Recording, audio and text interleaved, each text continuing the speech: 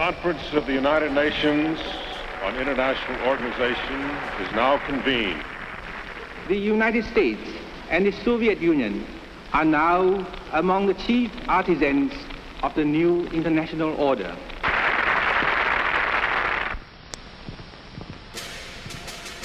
The very word secrecy is repugnant in a free and open society. Memorandum, dated 19th of June, 1964. Subject, Soviet research and development in the field of direction and control of human behavior. Current research indicates that the Soviets are attempting to develop a technology for controlling the development of behavioral patterns among the citizenry of the USSR in accordance with politically determined requirements of the system. And we are, as a people, inherently and historically opposed to secret societies, to secret oaths, and to secret proceedings. Shortly before his assassination, JFK had been warning about a system operating from the shadows. And there is very grave danger that an announced need for increased security will be seized upon by those anxious to expand its meaning to the very limits of official censorship and concealment. That I do not intend to permit to the extent that it's in my control. Repeating, President Kennedy has been shot by a would-be assassin in Dallas, Texas. Stay tuned to CBS News for further details. It takes more than an instant to make a real cup of coffee. Furthermore, the same technology can be applied to more sophisticated approaches to the coding of information for transmittal to the population targets in the battle for the minds of men. We must guard against the military-industrial complex. Now, in this experiment, this is the apparatus we use. Changes in behavior, changes in mental attitude. The transmitter changes the message into the signal. Did you ever consider what would have happened if any of these substances were given to, say, unwitting people? Research has become central, or by, or at the direction of the federal government. You know, up to now, I kept thinking that everything science did was good. Now I'm not so sure. We must also be alert to the equal and opposite danger that public policy could become the captive of a scientific, technological elite.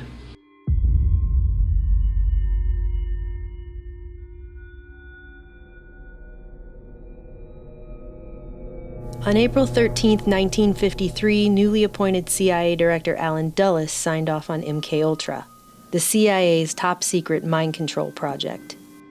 3 days before that, he gave a speech on the battle for men's minds to justify it.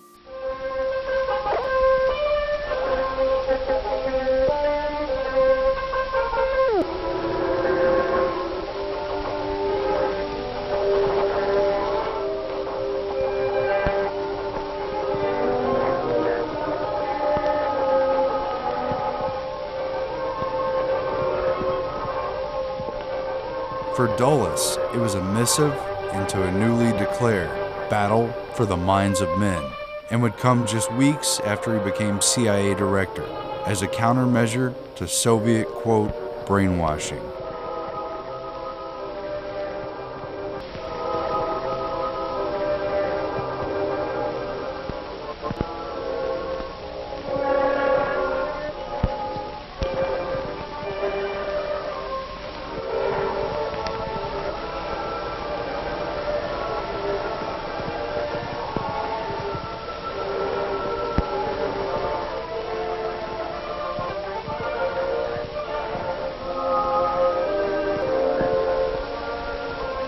The speech effectively launched MKUltra and gave a plausible reason for the dark and disturbing research.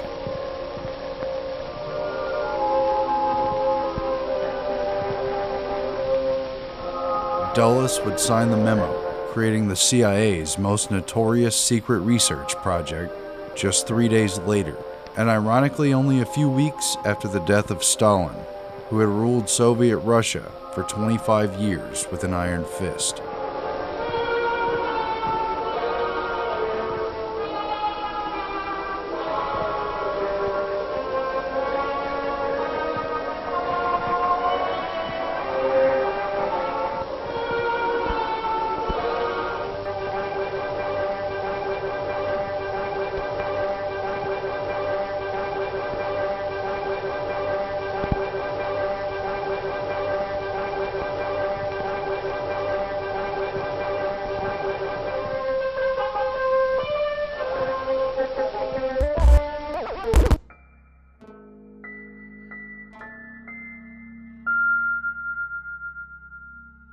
Super-secret Project MK Ultra, as it was called, was carried out by the CIA from 1953 to 1964, and when it finally came to light during the Church Committee congressional investigations in 1975, it proved to be one of the most bizarre episodes in CIA history. It was often dismissed as a half-cocked effort of a paranoid Cold War spy agency. The public wouldn't even learn about the project's existence until the mid-70s. NBC News has new information on mind experiments done 20 years ago without the patient's knowledge, experiments funded by the CIA. A decision was made at the highest levels of the CIA to do testing on unwitting Americans. I hope I have a reasonable moral standard. MK was a cryptogram for the Office of Technical Service under the CIA's clandestine Science and Technology Division. The huge experimental endeavor would weaponize science and psychology under more than 140 sub-projects.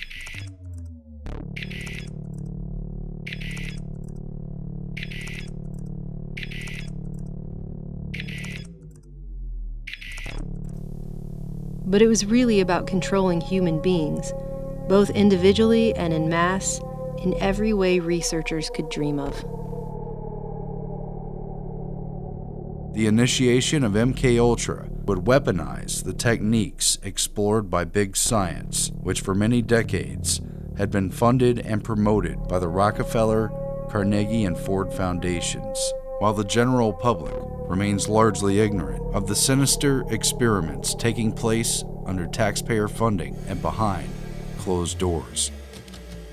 Soviet research on the pharmacological agents producing behavioral effects has consistently lagged about 5 years behind Western research. They have been interested in such research, however, and are now pursuing research on such chemicals as LSD-25, amphetamines, tranquilizers, hypnotics, and similar materials. Among other things, investigators found the CIA had been testing the drug LSD on unsuspecting humans. One man given the drug committed suicide. The committee was never... MK Ultra would mostly be remembered for its drug experiments. I'm going to give you this cup that contains lysergic acid 100 microgram. Will you drink it? That's acid.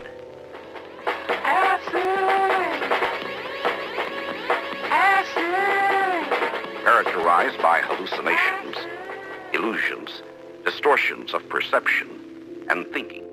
John Gittinger, recently retired chief psychologist for the CIA. We could disable a whole city by putting a very small amount in a water supply. Everything from prostitution studies to poisons to top secret weapons like the heart attack gun grabbed headlines with sensational accounts of the CIA's sketchy techniques. Have you brought with you some of those devices which would have enabled the CIA to use this poison for, we have indeed, for killing people? Good evening. The White House disclosed today that the CIA's drug testing program on unsuspecting Americans had been more extensive than the agency had admitted. CIA secretly funneled money through scores of research foundations, colleges, hospitals, and clinics including a $375,000 grant through the GELÖSCHT Research Fund here in Washington. The complex and compartmentalized management of such a large project, through front groups and with the participation of countless agencies and institutions to carry out secret research, should be a testament to just how sophisticated and shadowy government science had become. There are names of doctors, there are names of officials, there are names of former and present CIA officials who were involved, names of hospitals, and depending on how you treat it, it could be sensational. Dr. Sidney Gottlieb, the man in the center, was the CIA's chief chemist and in charge of Project MK-Ultra. Gottlieb, chief of the Technical Services Staff Chemical Division who signed off on each MK-Ultra sub-project, was given complete immunity in exchange for his testimony before Congress. In a recent deposition, Gottlieb conceded the CIA was interested in retrograde amnesia, or blanking out a period of time in a person's memory. Ultra involved hundreds of different drugs and substances, hypnosis, narco-hypnosis, sleep and sensory deprivation, and other behavior modification therapies. This information indicates the CIA was interested in learning how to erase memory. They are former patients, part of a CIA-funded experiment, MK-Ultra. I've heard that it was the most brutal program under MK-Ultra. Like they had complete control over me.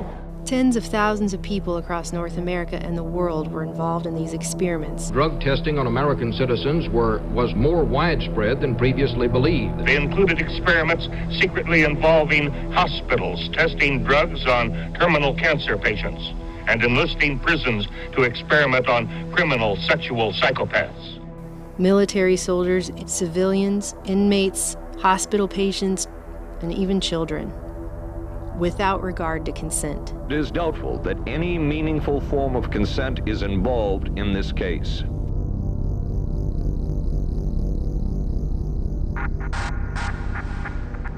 Virtually no aspect of potential control of human beings went untested. The work was done by the late Dr. Ewan Cameron. It involved extensive use of potentially dangerous drugs, excessive electric shock treatment, and endless tape-recorded messages to sleeping patients. Dr. Cameron wanted to erase, rewrite, and program the mind and the person with all new thoughts and behaviors. And he used CIA and Rockefeller Foundation funding to do it. Cameron wrote, this was the way to make direct, controlled changes in personality. Is that what you were interested in?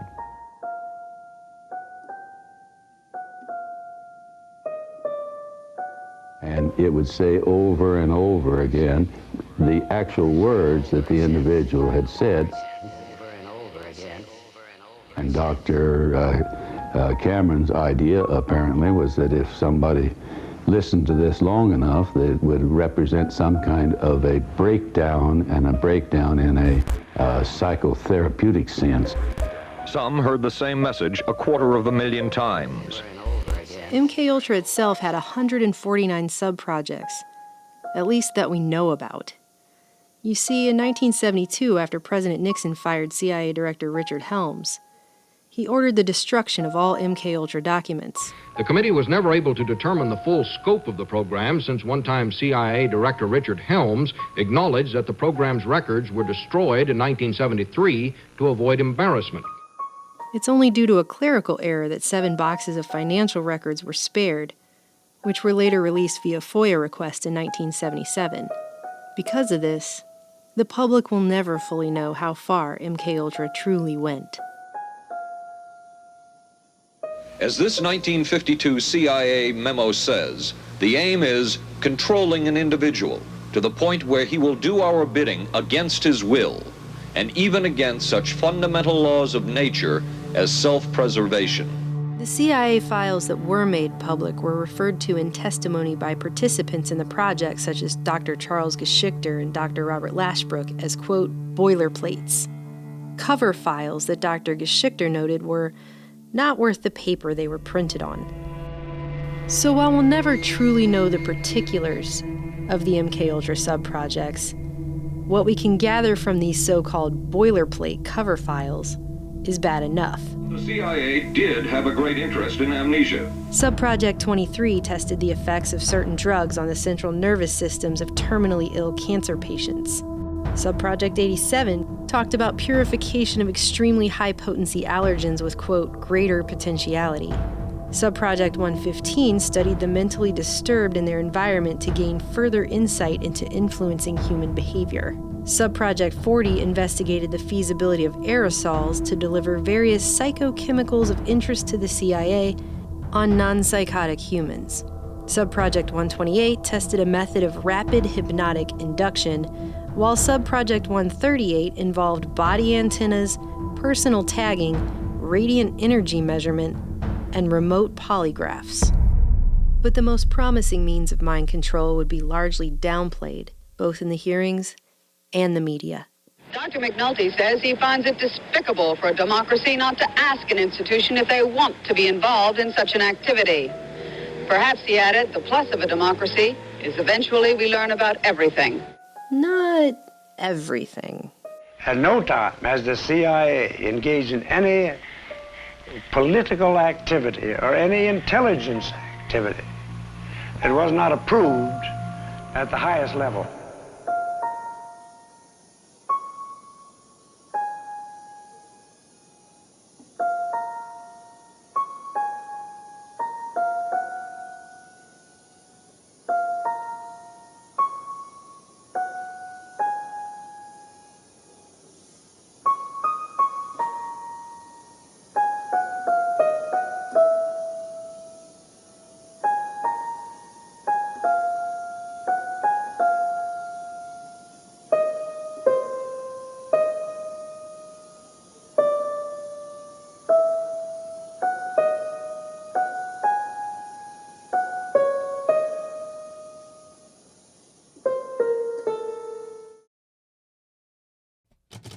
There are two major methods of altering or controlling human behavior. The first is psychological, the second, pharmacological. Neither method would be very effective for single individuals on a long-term basis. No trial, no jail time, no explanation beyond the CIA's need to create Manchurian candidates. Raymond. Yes, ma'am. Do you see the Red Queen? Yes, ma'am. Now here's what I want you to do. Key players given immunity, and the main bad guy, Ewan Cameron, vilified in the press.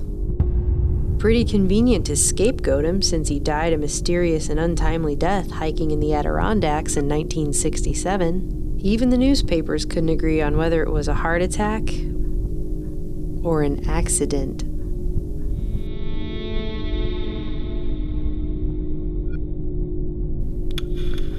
No one knew that some of the men directly involved were the most well-respected and celebrated names published in leading scientific journals and defining the fields of psychology, psychiatry, and neurology. Men who simply went on treating patients as if nothing ever happened. And no one fully grasped that MKUltra was simply a dark hallway in a much larger labyrinth.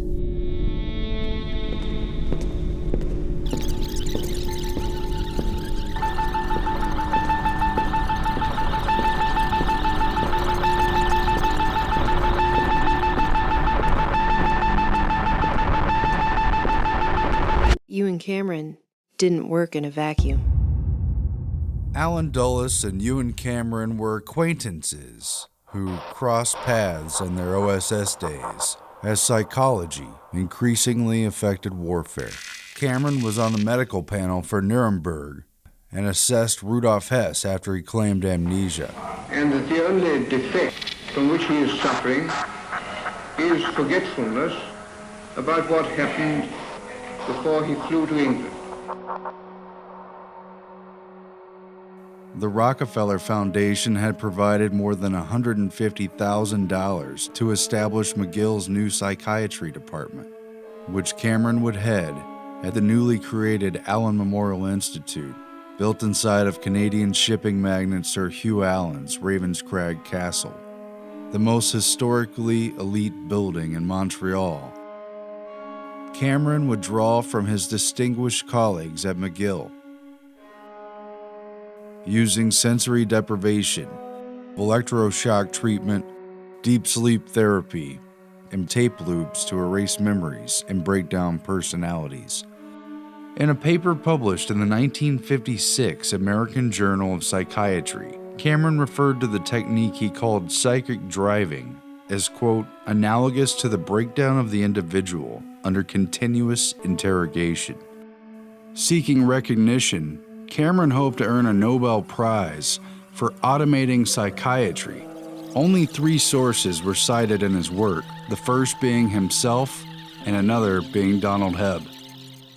With the influence of his connections, Cameron rose to prominence, becoming the president of the Canadian, American, and World Psychiatric Associations, along with numerous other influential groups. He was widely acknowledged as a leader in the entire field, until he wasn't. What a fine line there was between the work of a madman exposed in the worst of the files released on MKUltra and the respected and admired work of his closest colleagues at McGill, who even today are celebrated as the greatest Canadian minds of science. But you and Cameron didn't work in a vacuum.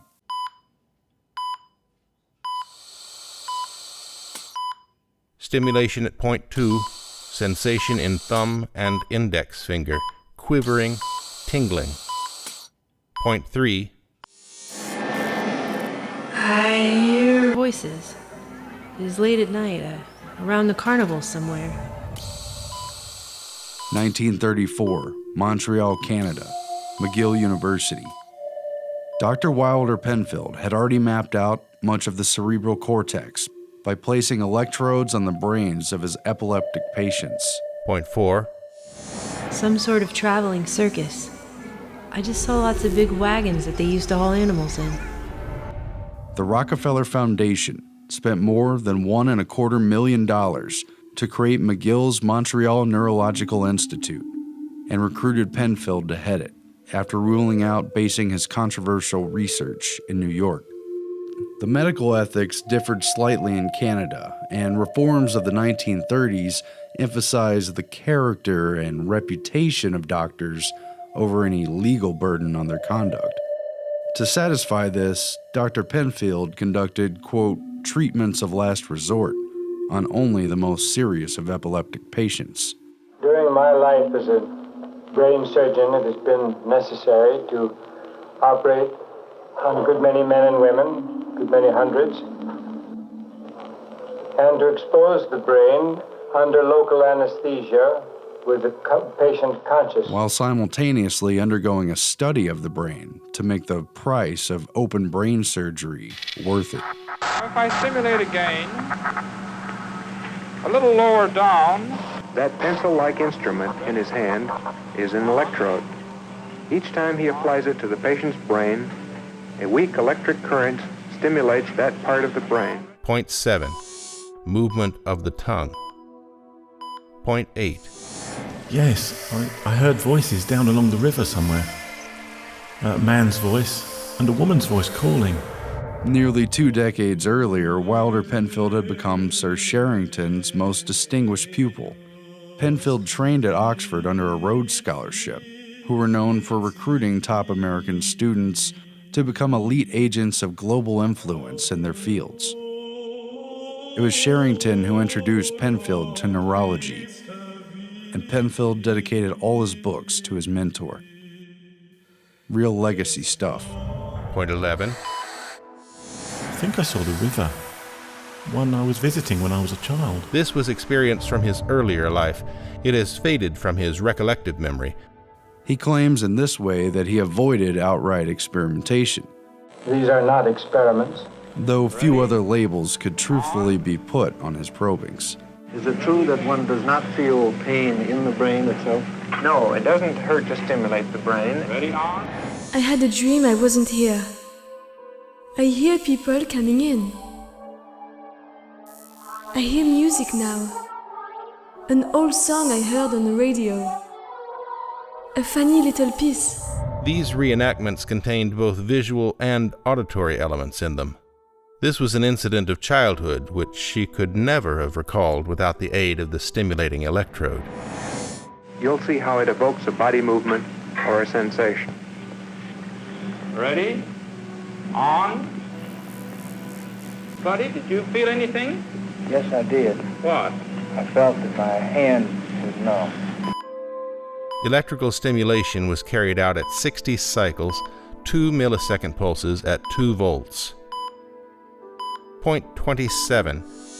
It is winter, and the wind is blowing outside, and I'm waiting for a train. Now, if I stimulate again, further forward. Ready? On. Kneel. Left hand is shaking. Left wrist is twitching. Left wrist is twitching. He's awake through all this? He's awake through it all. Left wrist is twitching. He can tell the surgeon things that will be helpful to the surgeon in terms of this brain mapping. That's why he's kept awake. That's why he's kept awake. In that process, we have stumbled quite accidentally on the fact that there is recorded in the nerve cells of the human brain a complete record of the stream of consciousness. And Penfield identified their association with areas of the brain for motor movements, for speech, for memory, and other complex brain functions. I seemed to hear little voices then, the voices of people calling from building to building somewhere. I do not know where it is, but it's very familiar. They seem to be run-down buildings. He even found parts of the brain that stimulated auditory and visual hallucinations, and where dreams were stored, or at least stirred from. Dream is starting. There are a lot of people in the living room. One of them is my mother. It is a useful, practical procedure to stimulate the cortex electrically. The electrode recalled the smell of burnt toast in the woman's mind, which had seared into her memory during a key seizure. Dr. Penfield, I smell burnt toast. For this moment, Penfield was later dubbed the greatest living Canadian, even though he was American by birth and he only later took citizenship. The Canadian government even made a commercial about this scene to celebrate his life. We just called him the greatest Canadian alive. Penfield destroyed the associated part of the brain and she was, quote, cured. But not all patients were so lucky. A patient referred to as DT became speechless during the removal of a large portion of the dominant side of his brain and died of pneumonia a week later, withdrawn and unable to speak. Despite the deliberate destruction of the man's brain, Penfield somberly noted that the autopsy showed no obvious cause of the speechlessness or of his death. For Penfield, these risky experimental surgeries were worth it. He was creating what was known as the homunculus, a veritable map for the outer cortex, and a code towards understanding the inner workings of the brain. Under Penfield, McGill became a gravity, a central focal point for future research to orbit around. Not so much for the cure of brain diseases like epilepsy, though that too would move forward, but in the quiet conspiracy of brain doctors and their patrons who would become determined to identify the buttons of the brain and push them for shadowy agencies of the government. In the trenches of neurophysiological control was Donald Olding Hebb, a Canadian who started at McGill in education, left finding influence in experimental psychologist behaviorist Carl Lashley. Hebb returned to McGill in 1937 under a Rockefeller Fellowship to work with Dr. Penfield. Penfield's homunculus provided Hebb with a map to behavior inside the functions of the brain. By the time he published his seminal 1949 work, The Organization of Behavior, he'd spent more than a decade and a half studying learning. Learning in the neurological sense of actions in the brain, and learning in the sense of conditioned behavior.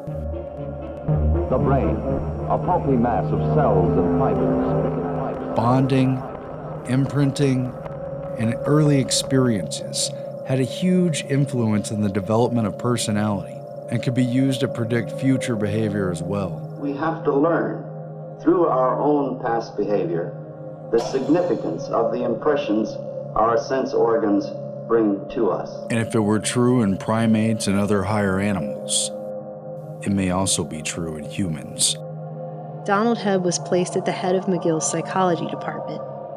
The work at McGill provided a new blueprint for conquerors of the mind to follow, and the military and national security agencies wasted no time in seizing upon its dark potential. In June 1951, a clandestine meeting on MKUltra precursor projects Bluebird and Artichoke was convened at the Ritz-Carlton Hotel in Montreal to coordinate what else? Mind control research. Professor Donald Hebb, who had been secretly placed at the head of behavioral research for Canada's Defence Research Board, was a key participant, along with 2 Americans identified in meeting notes simply as CIA. Dr. Hebb provided an approach to the military application of confessions, interrogations, and the use of psychological coercion to change one's beliefs and values that was based around sensory deprivation, the simplest path to intervention in an individual mind. Hebb proposed that, quote, cutting off all sensory stimulation, the individual could be led into a situation whereby ideas, etc. might be implanted, that a mind plucked from reality through shutting off the senses could be easily softened, remolded, or even shattered. The psychological aspects of behavior control would include not only conditioning by repetition and training, but such things as hypnosis, deprivation, isolation, manipulation of guilt feelings, subtle or overt threats, social pressure, and so on. Tests are being conducted in Canada. He quickly received ample funding from the Canadian government, a CIA front group, and foundations like the Rockefeller and Ford Foundations to test out his sensory deprivation theories on graduate student volunteers at McGill. Looks to me like he's been in an accident. No, this is an experiment that took place at McGill University.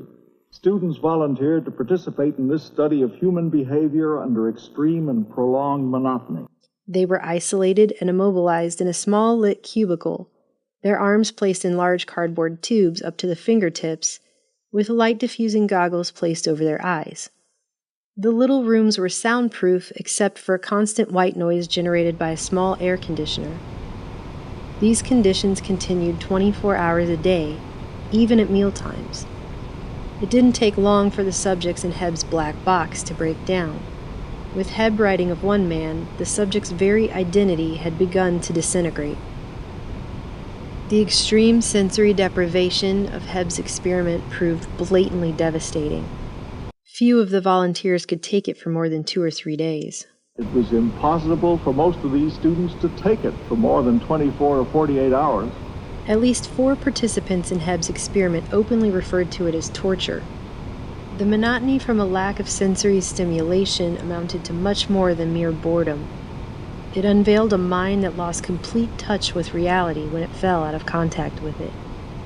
The psychologist D.O. Hebb and his associates who conducted these experiments found that deprived of ordinary, everyday sensory experiences, the subjects began to lose touch with reality. Dr. Hebb discovered a clear threshold at which a man's mind, any mind, would break down within a matter of days. Many participants hallucinated within just 48 hours. Those who stuck it out began to see things, hear things. Some felt their heads had become disconnected from their body. Others felt they had 2 bodies. One claimed he saw purposeful squirrels marching with sacks over their shoulders, while another claimed he'd been attacked by pellets fired from a miniature rocket ship. Hebb and his researchers concluded a changing sensory environment seems essential for human beings, noting that without it, a major breakdown in thought processes akin to a psychotic break could be quickly achieved in just a few simple, inexpensive steps. They had also discovered that a total lack of sensory stimuli made a person highly suggestible, with long-lasting effects. Not only were Hebb and his team able to make their subjects believe in ghosts, poltergeists, and outlandish stories after spending time in sensory deprivation isolation. But even weeks later, many of them retain their fear of the paranormal, often in spite of their previous beliefs. The implications for brainwashing, indoctrination, and re-education were staggering. Although the Canadian government and intelligence agencies had classified Hebb's work, it leaked out through stories from the volunteers, raising questions in Congress in the mid-50s. National Institutes of Health Director Robert Felix testified at a hearing that if you deprive someone of their senses for long enough, they will become totally disoriented in time and space and in their entire thought process. Without external stimuli, one is left in a closed circuit. Thoughts will go round and round and round in an endless loop. When the information is fed back in, and it's the only information available, what else could be the result? But that even nonsense would be a logical conclusion. When isolation is used as a weapon, Dr. Felix made clear,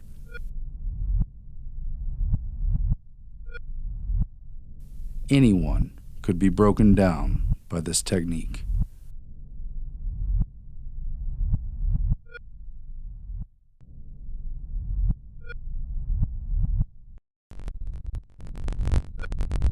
In the coming years, Hebb and Pinfield were surrounded by MKUltra research at the epicenter of McGill neuroscience. The two trained numerous acolytes who would spread their influence in the field across the globe. One of them was Dr. Maitland Baldwin, a protege of Hebb and Pinfield's who also studied removal of the brain at McGill. Baldwin was known for his bizarre monkey experimentation, which involved giving LSD to monkeys after surgically removing portions of their brains. He also transplanted the head of one monkey onto the body of another, that kind of stuff. He not only continued Hebb's sensory deprivation experiments, but pushed them much, much farther, although he admitted that anything beyond 2 days would likely cause irreparable psychological damage, something Baldwin discovered while at the National Institute of Mental Health, when he placed an Army volunteer in a specially designed box and witnessed the man break down into heart-rending sobs before kicking his way out after just 40 hours. Baldwin felt certain that the cruel yet simple technique of sensory deprivation could break anybody. Regardless, authors Alfred McCoy, John Marks, and others have reported that Baldwin was quite willing to do terminal-type experiments in this area if the CIA would provide him with expendable subjects. History claims it was actually the CIA who declared Baldwin's proposal as immoral and inhumane. I hope I have a reasonable moral standard. Stopping it before he could begin, so he went ahead with monkeys instead. The results of his research remain classified to this day. Hebb had refused to go further in the interrogation experiments, and his funding was cut a year later. Hebb wrote to the Canadian Defense Board, expressing his frustration at doing the thankless work for the CIA while his research was suppressed and not allowed to be published. While the CIA turned to Hebb's colleague at McGill, Ewan Cameron, to continue the experimentation that Hebb had begun. Author Alfred McCoy claims that a lawsuit forced the Canadian government to admit Hebb's close ties with the CIA, including a 1963 briefing that coincided with the release of the agency's Kubark Manual, the counterintelligence interrogation and psychological torture manual based largely on Hebb's findings, in addition to granting Hebb a special CIA security clearance in 1964. Ultimately, Hebb, a respected university figure, was willing to go only so far with his debilitating research.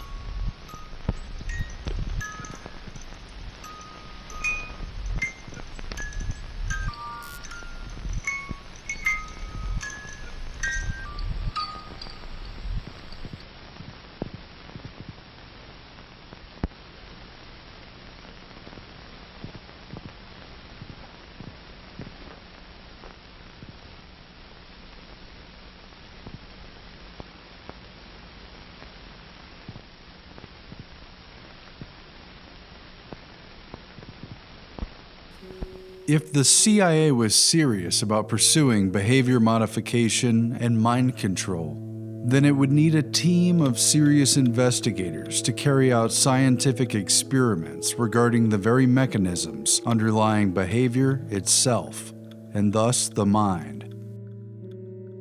And the essential question, is man programmable like a machine? Like a machine? Like a machine? In watching an electronic data processing system in operation, you are struck by how few people are involved. This impression is misleading. There are more people behind the scenes than first meets the eye. During the early 1950s, Dr. Hebb had taken part in the CIA's top-secret Project Bluebird, which aimed to develop techniques to get people to, quote, sing like a bluebird, even against their own will. As experimentation continued, Bluebird quickly evolved into Project Artichoke, which in turn evolved into what would become MKUltra, and subsequent covert projects thereafter. But covert, organized scientific research had already begun years earlier under the auspices of government committees and private foundations leading up to World War II. Early on, a number of social scientists, psychiatrists, and psychologists were tapped for the Presidential Advisory Committee for National Morale in order to advise the government and military on psychological warfare in anticipation of America's entrance into the war. The Morale Committee conducted in-depth research, much of it classified, into psychological operations and countering enemy propaganda, while ensuring the American public's support for the war through domestic propaganda. The committee also proposed secret research into methods of enhanced interrogation that could be used to make people talk against their will. Channeled through the Office of the Coordinator of Information is what came to be known as the TD, or Truth Drug Project. The Office of the Coordinator of Information would soon merge into the science-based Office of Strategic Services, or OSS, the clandestine wartime precursor to the CIA. These early truth drug experiments would be carried out in secret, but apparently with little success, under the cover that the OSS was attempting to find a cure for shell shock. Some of the newer trends in the USSR are as follows. A. The adoption of a multidisciplinary approach, integrating biological, social, and physical mathematical research in attempts to better understand and eventually to control human behavior in a manner consonant with national plans. But the computer continuously and instantly solves the problem and sends the answer to the guns as train and elevation orders. In May 1942, just a few weeks before the OSS was officially created, a small invitation-only meeting was held on, quote, cerebral inhibition that would change everything. It centered around two topics, hypnosis and the conditioned reflex. The Josiah Macy Jr. Foundation, a private philanthropy tied to the Rockefeller oil empire and later outed as a CIA front during the MKUltra revelations in the 1970s, would host the meeting. Macy's Foundation president and neurologist Frank Fremont Smith, well connected to an inner core of elite scientific operatives, brought together a cross-disciplinary panel of ranking academics deeply meshed within both the scientific agenda of the major private foundations and the wartime intelligence effort to weaponize science in light of technological advances. Off the record, these people would discuss what could be done about the problem. Chairman Warren S. McCullough, a neurophysiologist at the University of Illinois' Neuropsychiatric Institute, who fancied himself an investigative philosopher of the nervous system in relation to human consciousness. Special stress is laid on a competent neurological examination. His cybernetic quest to understand the brain-mind problem would come to be known as second-order cybernetics. Anthropologist Margaret Mead and her husband, social scientist Gregory Bateson, members of the Morale Committee, who would quickly become OSS agents, using foundation and military grants to study cultures at a distance, break down psychology of groups, and design black propaganda. And their upstairs neighbor, Macy's Vice President Lawrence K. Frank, who directed the Rockefeller Foundation Child Development Program and influenced behaviorist changes in public schools that would lead to the federal Head Start program. Physiologist Arturo Rosenbluth of Mexico City, who studied homeostasis and biological organisms under frequent Macy's Foundation collaborator Walter Buchanan. Rosenbluth's work with math prodigy Norbert Wiener was now on the verge of a breakthrough that would alter our society forever. And psychoanalyst Lawrence Kuby, another member of the Morale Committee who would carry out unethical truth drug research for the OSS alongside future MKUltra contractor George Hunter White. This man worked on some of these programs. He would write of his work, "It was fun, fun, fun." Kuby would later reflect on his experiments on prisoners with White, writing, "I look back fondly on those days. What great fun we had." Trained in psychiatry and later as an experimental neuropathologist at the elite Rockefeller Institute for Medical Research, Kuby studied under Penfield's mentor, Sir Sherrington at Oxford, where he developed a significant theory that neuroses escalate due to excitation waves that build up tension by cycling through closed loops in the nervous system. The leading topic at the 1942 Macy's Conference was the covert use of hypnosis, presented by FBI asset Milton H. Erickson, a pioneer of implanted hypnotic suggestion, who would later contract with both the OSS and CIA. I understand you've never been hypnotized. No. Close your eyes. Take a deep breath. Let it seem to you as if many minutes have passed. And you're beginning to learn to go into a trance. That's right. That's right. I want you to go deeper and deeper into the trance. Though there are no published records from this meeting, psychologist Lawrence Kuby, a key member of the Macy's Conference, wrote about their work together in his 1939 paper on experimental neurosis in man, where he explains how Erickson is able to implant false memories and hypnotic commands into subjects who later display the fearful symptoms of neurosis.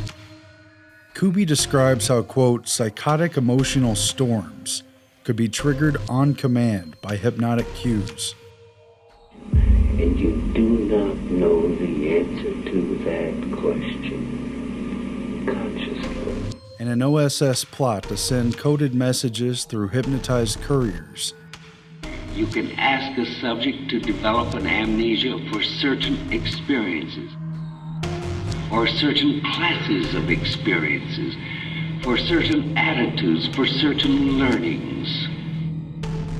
Because in the hypnotic trance, then you need merely to direct the ideas to which the subject is to respond. Your unconscious mind can forget about it, you know. All you have to do is let things happen. Hypnosis rolled over into the group's second presentation on the conditioned reflex, presented by psychologist Howard Liddell, who established Cornell University's Behavior Farm Laboratory, where irrational stimulus and response patterns were found to trigger artificial neurosis in sheep and other animals. A devotee of Russian physiologist Ivan Pavlov, Howard Liddell used the techniques of conditioned response that Pavlov had developed. I'm myself somewhat of a disciple of Pavlov. To study the conditions between the central nervous system and emotions.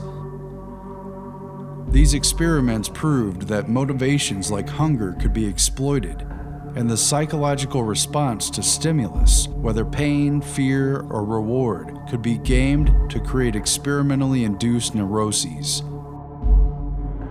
which is little different than torture. Like other Macy's attendees, Liddell had been recruited by the National Research Council, which had, with Macy's Foundation funding, formed a number of emergency committees, including a division of anthropology and psychology. It was in this spirit of marrying science and research to efforts in espionage that the meeting commenced. entangled in the secrecy and urgency of the war. If you are working in a defense-related area, your plant must be a strong island of vigilance amid the potential security threats on every spot in our nation's defense against the spy. But the most important conversation happened in the lunchroom when Arturo Rosenbluth told the other attendees about his work with math genius Norbert Wiener on so-called teleology and goal-seeking devices. As it turned out, the behavior of organisms and machines could be neatly and simply modeled around the feedback loop. Margaret Mead was so riveted that she chipped a tooth, though she didn't realize it until later. She said, recalling the meeting, it was 1942. When you really had the design of what needed to be done. Its members dispersed to tend to their roles of wartime scientific research, but the Macy's group would not end there. 10 more Macy's conferences were planned on what the group informally called the Man-Machine Project, a new science of control based largely on Norbert Wiener's work. During the First World War, Norbert Wiener studied artillery fire as a soldier and math expert with what was then primitive equipment. 1 to 4 bursts move along the course of your plane, keeping pace with you as the fire-controlled instruments supply predicted firing data constantly. The target sighted, direction, angular height, and altitude readings are taken at several points along its course. By World War II, Norbert Wiener had automated anti-aircraft artillery fire, along with his partner, electrical engineer Julian Bigelow. The anti-aircraft gunner cannot rely on dead reckoning. His leading must be a careful mathematical calculation. It was one of the outstanding achievements of the war, improving accuracy to a science. Whether tracked by optical sight or by radar, the information is fed by electric cable to a director. And we now have the basic elements of a differential. This mechanical quiz kid digests the data and automatically computes the right lead. The other 2 parts then are inputs. The sum is 6 inches. It used automatic tracking systems that would make decisions or adjustments based on the feedback of changes in course, speed, or wind. So they will fire not at where the target is now, but at where it will be. It was all negative feedback, really. The calculus of the space of what hadn't quite happened yet, like a duck hunter. Wiener's goal-seeking machines would lead the target and time the intersection of the bird and the shot. The potential maneuvers are weighed and considered, then done or not done, like an arm extended to reach for a glass, moving exactly the distance needed in order to grasp it. Intricate activity in the nervous system carries out muscle contractions or muscle inhibitions countless times over, keeping the body on track to grab the water that the mind wants to drink. What if the brain worked like a computer? If so, could it be decoded and reprogrammed? You could see from this that if you knew when to make changes and what changes to make, you could continuously defeat the predictions.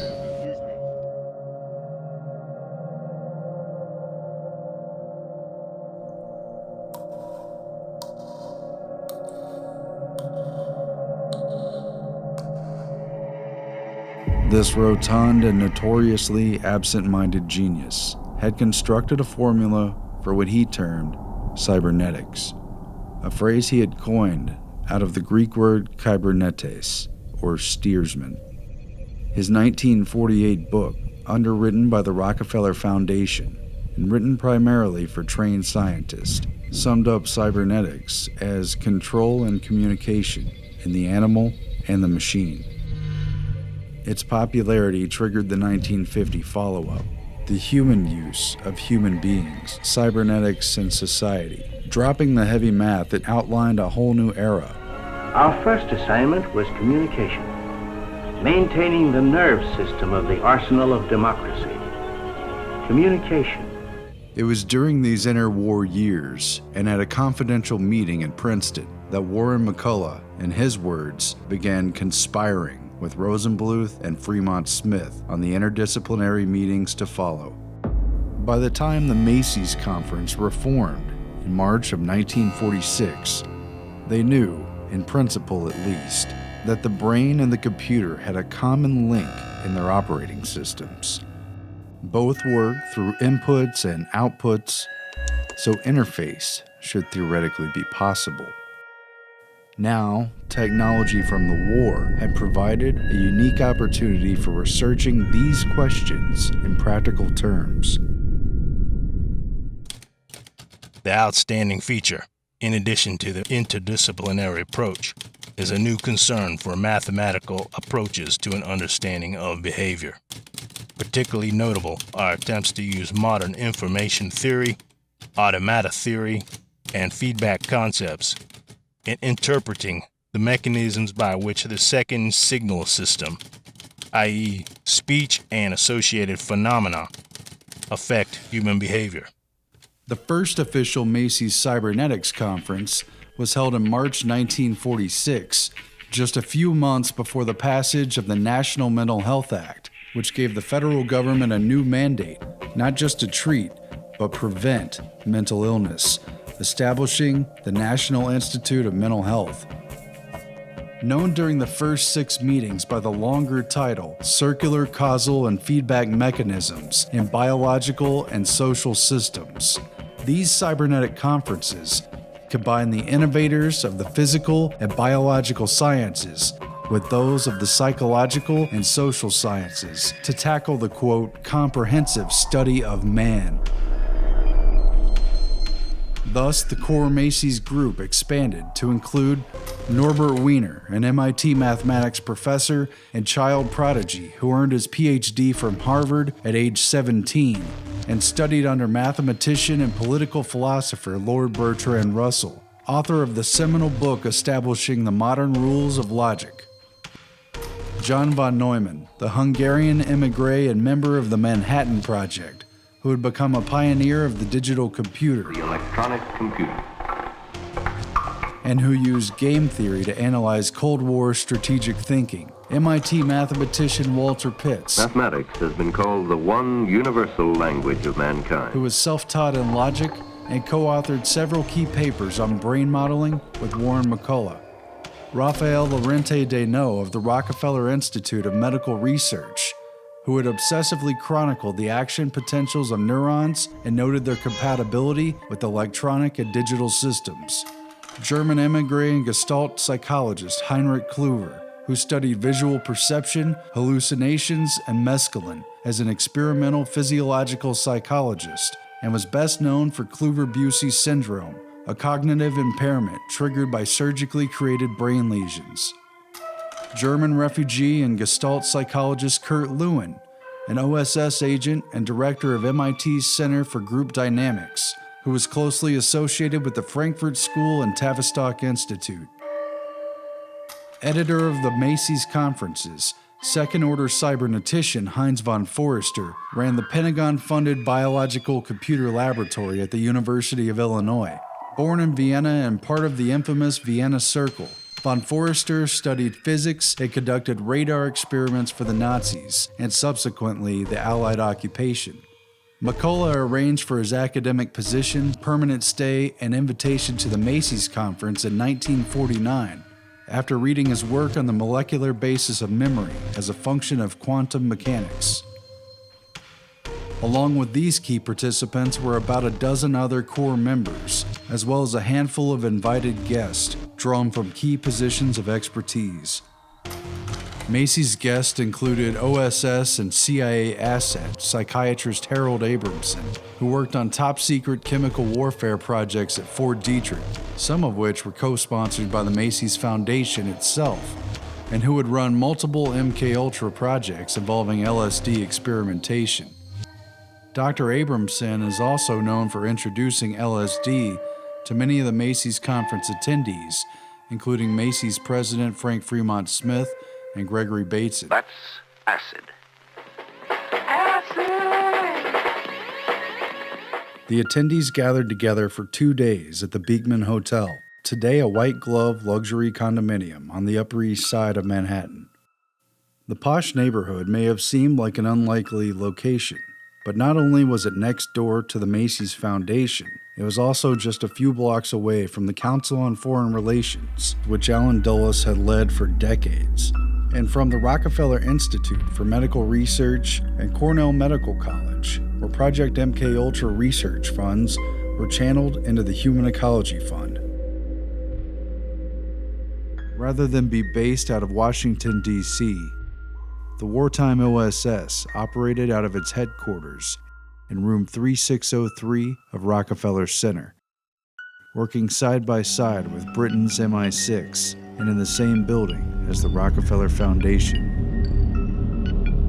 This machine has stored program, and that is the thing which makes the computer revolution possible. John von Neumann took the stage to update everyone on the progress of the digital computer during the war.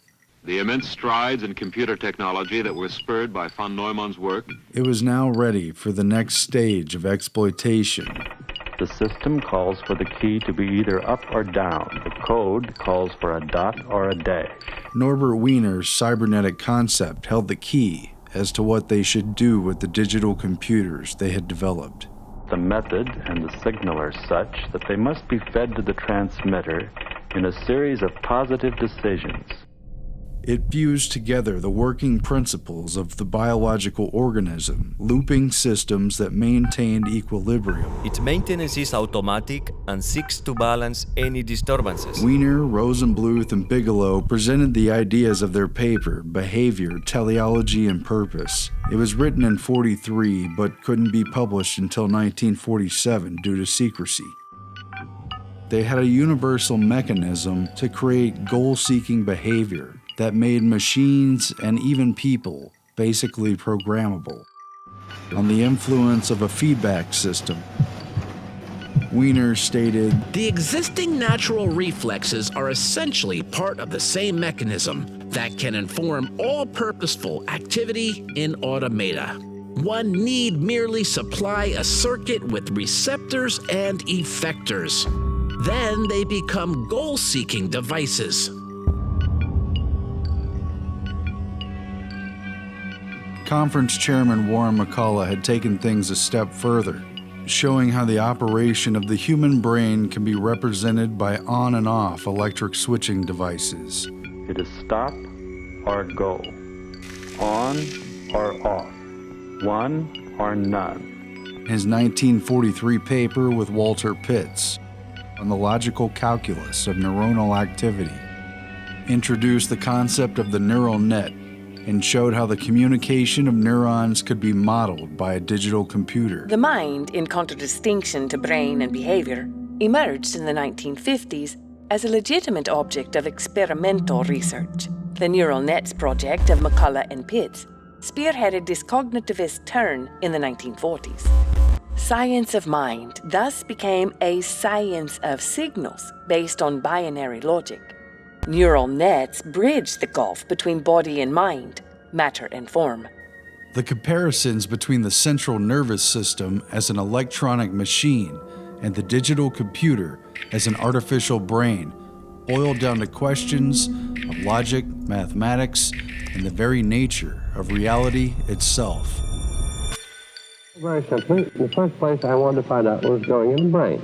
For McCullough, it was always an esoteric quest to find the nature of reality in quantifiable and technical terms. Head of the Department of Cybernetics at MIT, psychologist, psychiatrist, neurophysiologist, engineer, mathematician, American, a confirmed eccentric, a genuine Renaissance man.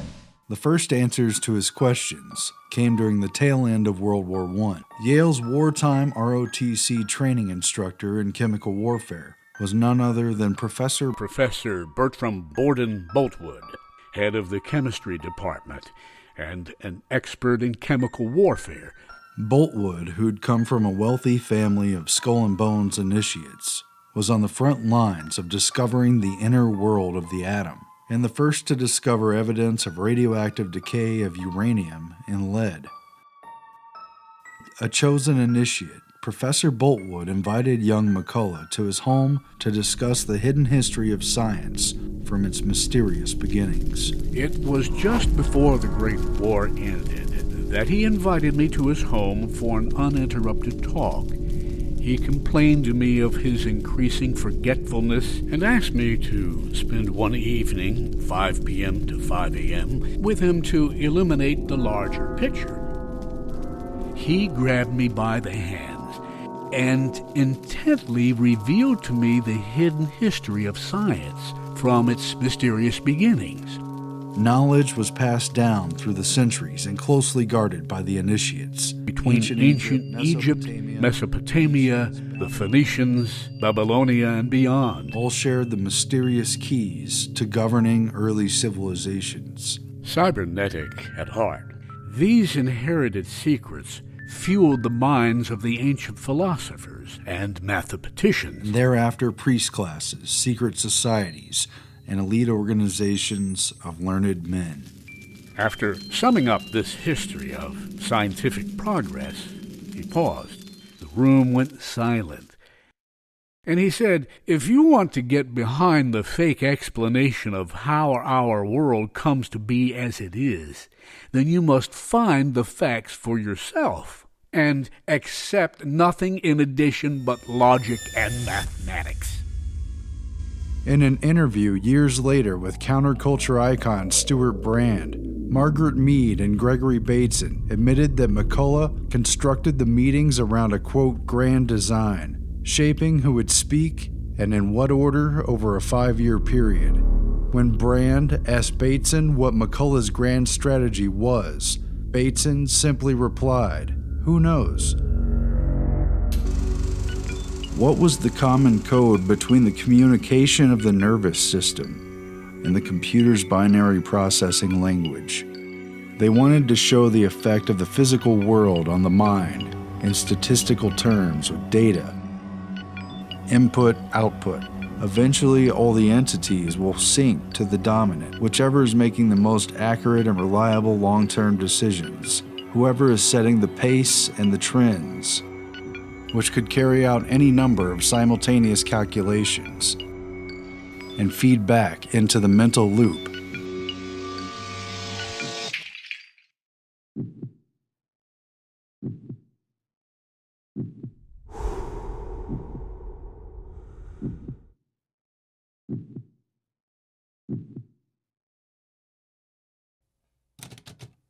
Implied by this research was the hope for a technology for controlling behavior via the second signal system, using information inputs as causative agents rather than chemical agents, electrodes, or other more exotic techniques applicable perhaps to individuals rather than groups. See, this new trend, observed in the early post-Stalin period, continues.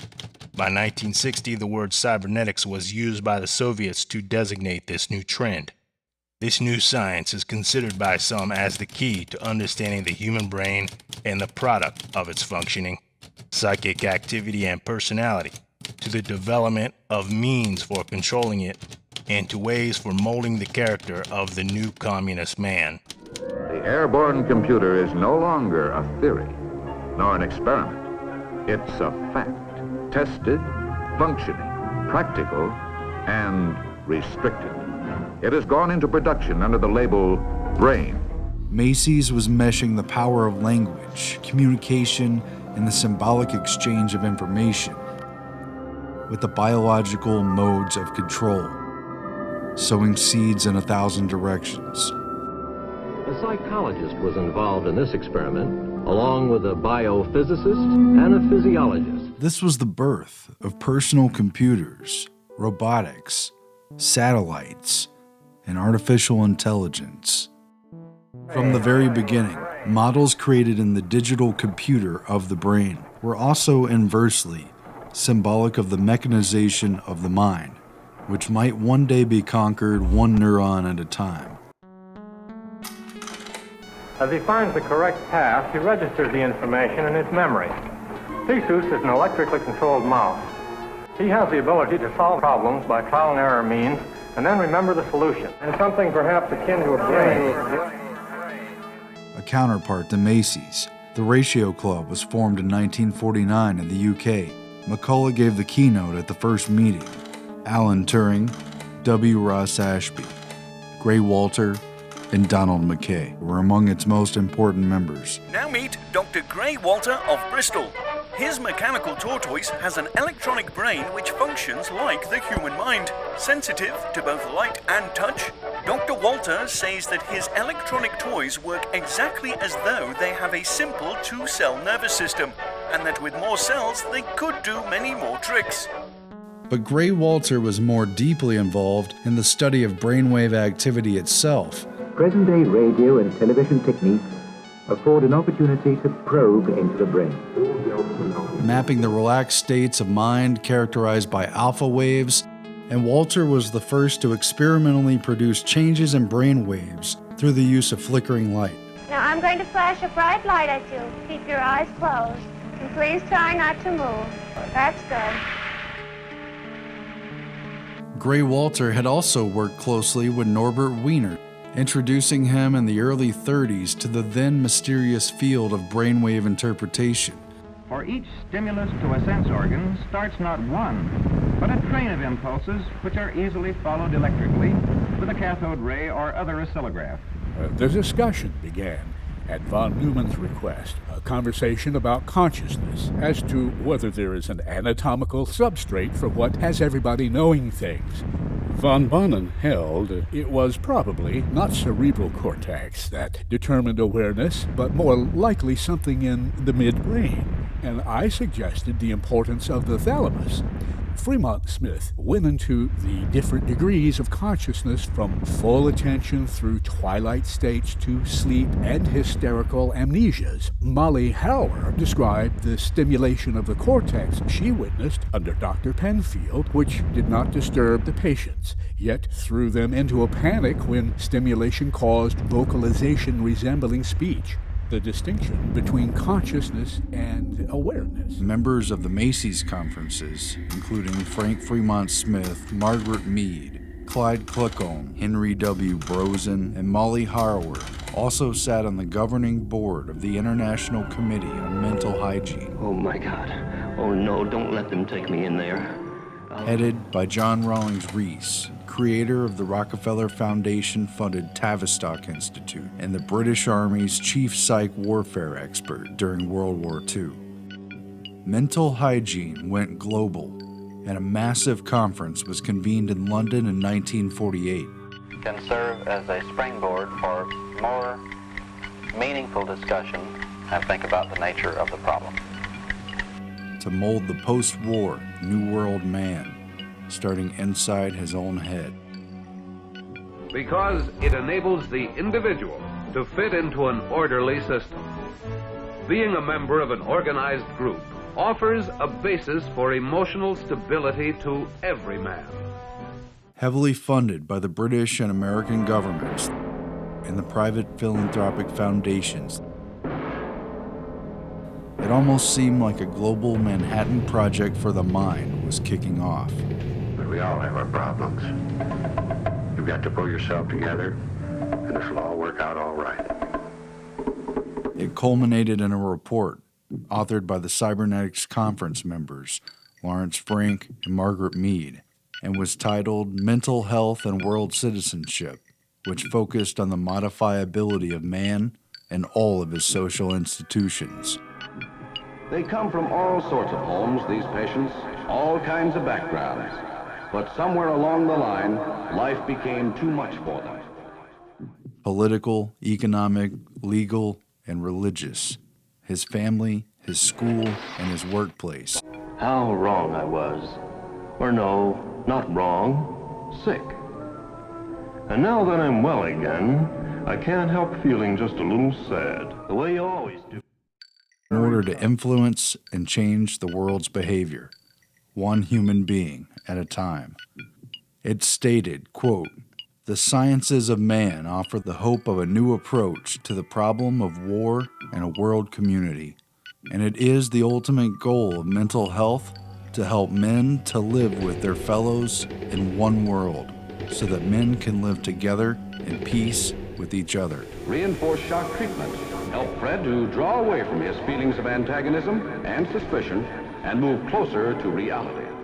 Because of this, they determined, quote, the goal of mental health has been enlarged from a concern about the development of healthy personalities to the larger task of creating a healthy society. But whatever the mode of treatment, it's essential that it be supplemented by an atmosphere of security and calm. The effective hospital must always serve as a refuge for its patients, a place where they can live quietly during that period of reorientation in which they learn how to achieve a better adjustment to the world outside. Out of the conference, a supposedly scientific World Federation of Mental Health was established. John Rawlings Rees left the Tavistock Institute to become its first president, a seat that both Fremont Smith and Mead would later fill as well. The group's motto, borrowed from the UNESCO Constitution, was, quote, since wars begin in the minds of men, it is in the minds of men that the defenses of peace must be constructed.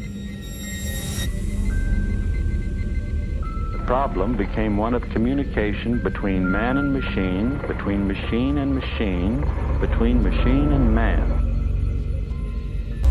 There was a large military presence at the Macy's cybernetic meetings.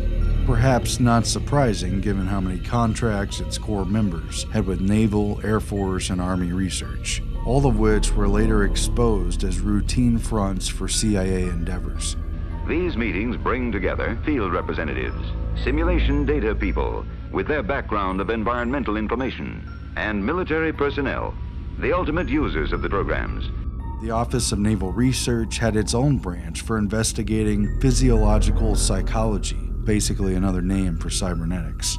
Man, which we have put in between two already known machines. Man is a predictor and says, I shall continue to do whatever my last solution predicted will be right, so long as no detectable difference arises. I'm very curious to know just how far we can push this human operator. Would you please describe? In which part of the brain should they screw the spark plug? So we have the human operator surrounded on both sides by very precisely known mechanisms, and the question comes up, what kind of a machine have we placed in the middle? What kind of a machine is man? The needs that power the human machine, that influence human behavior. Let's take a man. Any man. Man, the maker. Tools would give him control over his own world, organization, and extension, using strategy for dominance and survival. You see, in the chain, the end man sends a message and then he has nothing else to do. He merely waits for the answer to come back. Man splits into groups, tribes, cults of information, and behavior propagated through rituals. The number of messages sent, of course, correlates highly with where you are in the group. Clusters of knowledge, careful note of mysteries and breakthroughs, spilling forth in useful language, not open source, but guarded secrets of power. If we play this game on paper, we get almost exactly the operation one gets with an actual group. The modification of the synapse. Neurons that fire together, wire together. Hebb proved that. I would like to follow that remark. When we were talking this morning, von Neumann was saying that the brain could not be an analog calculating machine, but must be a digital one. A machine with an analogic part and a digital part. So the analog part is able to create analogies that mirror observed actions in human beings with whom we communicate. Such a device may also use data from previous experience to predict the future. A tapestry woven from the memories of past sensations. What are you? I can't tell where this is going. Depends on where you walk to. Curiouser and curiouser. What kind of place is this? What I see when I look at you is, in fact, my image of you. Or you see your image of me. The how of using our senses is a deeply concealed body of knowledge.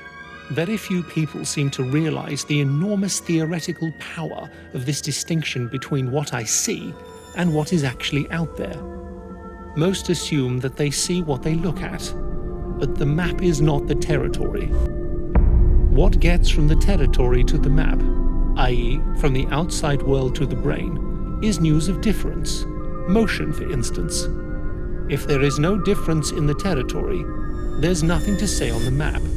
After creating his neural nets model with pits, the McCullough's MIT team would write what the frog's eye tells the brain: perception. Our brains translated and converted analog symbols embedded in our sense receptors into digital data in our brain. It isn't reality that we see, but rods and cones interpreting the shapes and shadows and colors of the real world. For frogs, it meant an eye trained to see primarily flies and bugs, a worldview that was easily tricked and fooled by forms and puppets and other forgeries. Human senses were tricked by many things in the labs, along with practically every other animal species that had been tested. Why do the two heads seem to change size? Answer: the windows are distorted. Plato's famous allegory of the cave. Reality is nothing more than shadow puppets projected on the cave walls. It goes all the way around. It's an optical illusion. But even though you tell me, my eyes still won't believe it. When you run circles around the military's technologically driven future, the nerves of the Army and Navy and Air Force, the communication networks of signals and intercepts of planes, tanks, boats, missiles, and torpedoes, when you run circles around the whole of human society and its various cycles of influence and modification, and when you run circles around the individual, circles around the problem of the machine and man himself. And once you go around and around the problem of feedback and the cycles of behavior, the responses of Pavlovian conditioning, perception, and reality, in the end, the whole of man can be controlled through his dependence on his environment.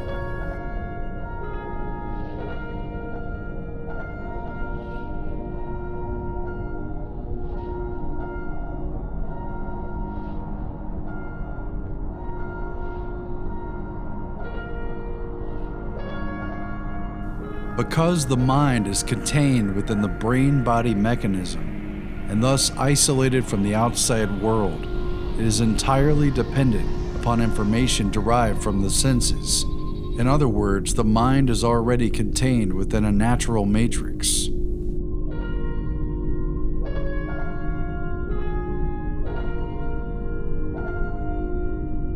Focused on communication, their main purpose of indicating to what extent science suffers from the babble of its many tongues, and hence how necessary it is for us to learn to speak again to one another.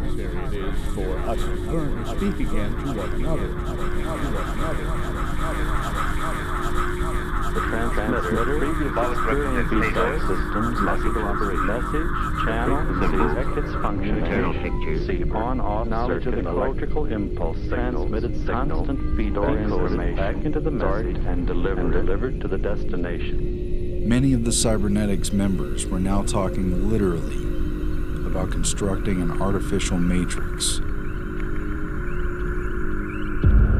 A matrix is supposed to give birth, not receive.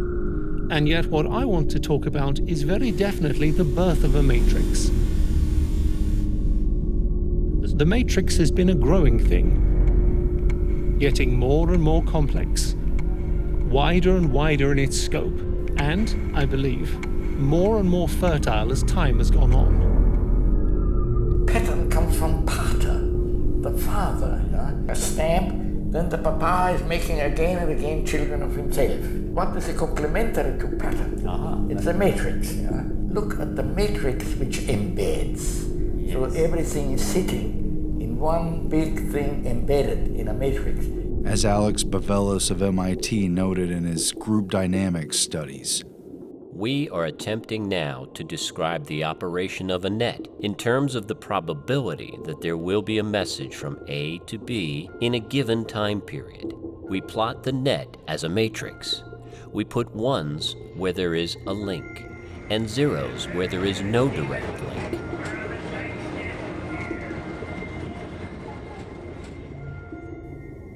At stake was the unveiling of an entirely new paradigm, one which encompassed a holistic view of control that could potentially govern the world and the mind. The system they came up with required that individuals and society be placed in a common communications network. The eye of the beholder sees a strange new technology. It all centered around man-computer symbiosis.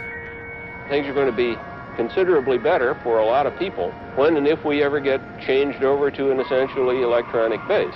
As this network evolved, the internet developed into an artificial nervous system. Like other Macy's attendees, J.C.R. Licklider had been activated by wartime research. His experiments in modeling the human brain with psychoacoustic factors at Harvard overlapped with secretive contract work that revolved around how the human nervous system reacted to electronic stimuli. Behavior tied to appetite was couched in the same terms as that for self-steering torpedoes and self-training guns. Like so many computers, machines, and other controllable factors, man could be placed in a technical loop and his behavior modified. Yes, I see. Do go on. A psychologist and computer scientist, Licklider embodied the connection between cybernetics and Cold War air defense, which was largely based out of Boston and MIT.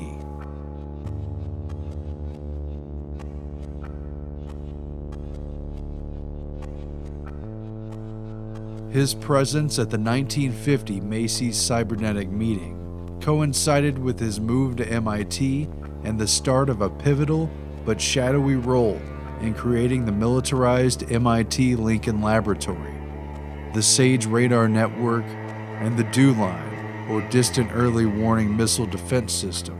A radar early warning line north. A system which relied upon the very command and control communication networks that Norbert Wiener and others at Macy's created.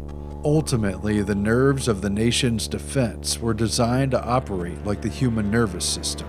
And so Headquarters, United States Air Force, arrived at a command and control concept with data processing as its nerve center. Its basic function, to extend the useful capacity of man's brain.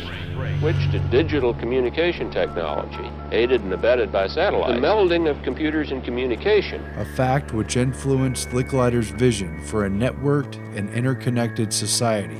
And then to interconnect each of the computers to each other to form a fully connected network. That would eventually culminate in the DARPA-created ARPANET, the forerunner to the modern internet. Research now going on will someday permit a network user to log in. Will someday permit a network user to log in. Will someday permit a network user to log in. Will someday permit a network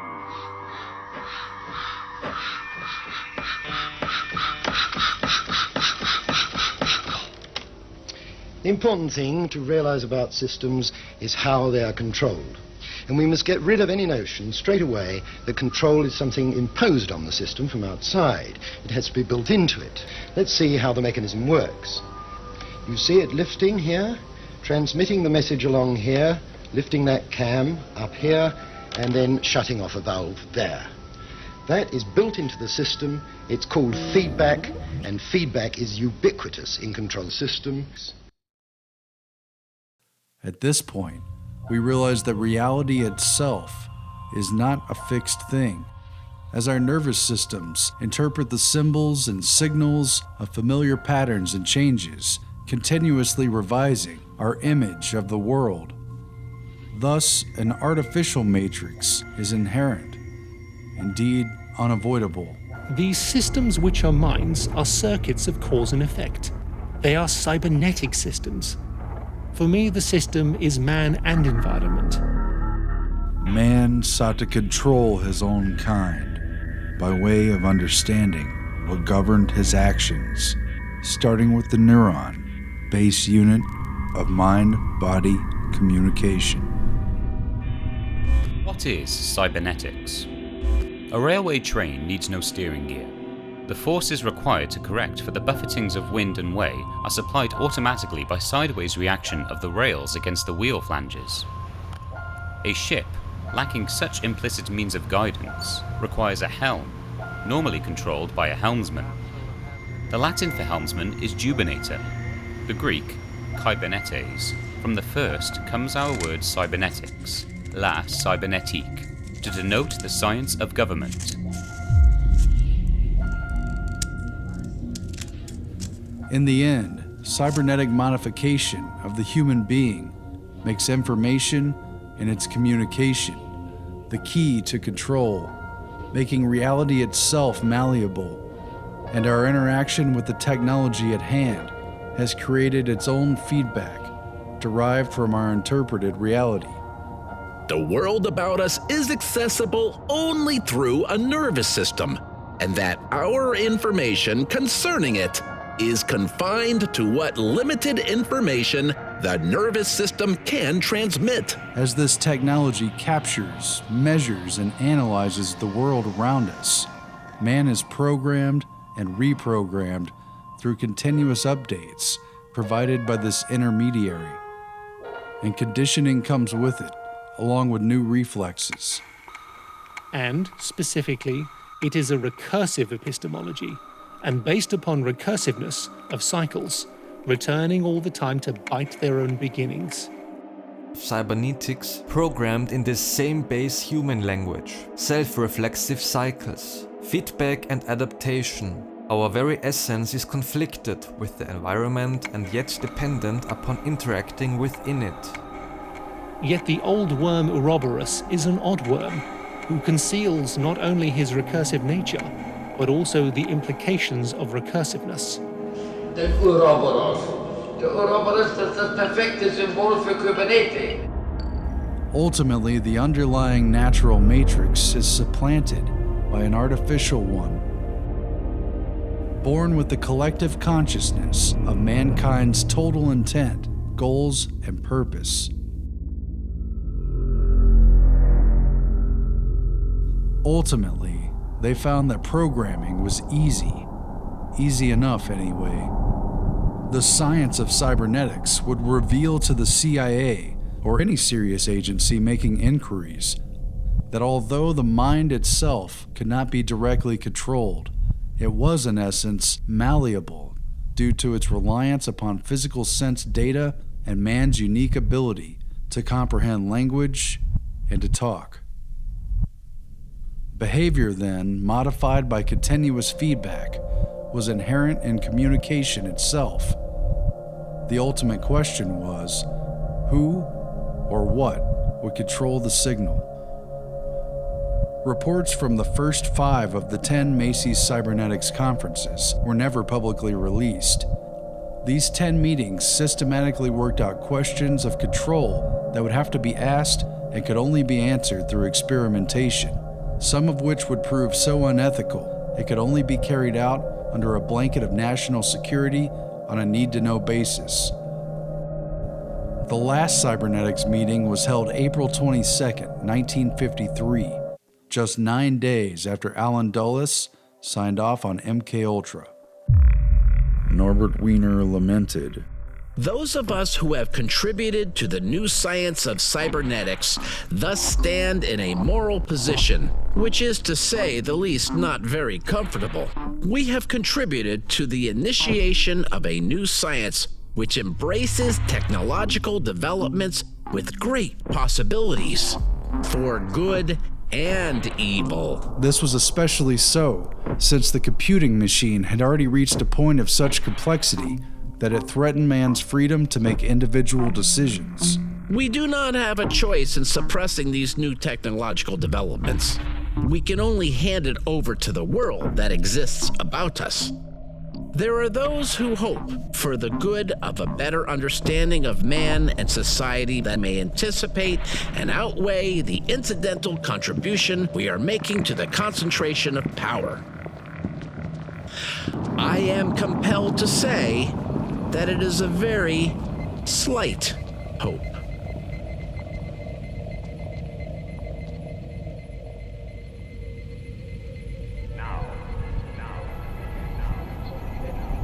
But it had to be done. It had to be done. It had to be done. It had to be now.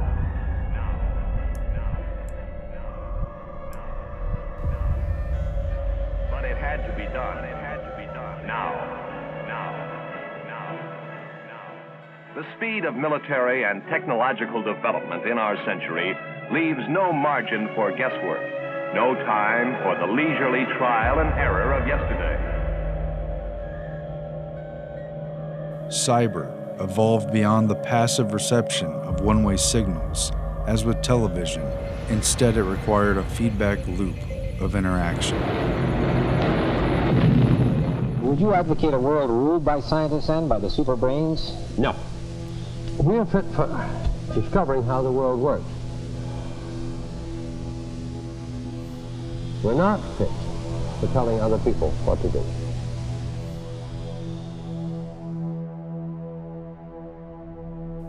At a conference in 1968, shortly before his death, Warren McCullough remarked, "Man, to my mind, is about the nastiest, most destructive of all the animals. And I don't see any reason, if he can evolve machines that can have more fun than he himself can, why shouldn't they take over, enslave us, quite happily?"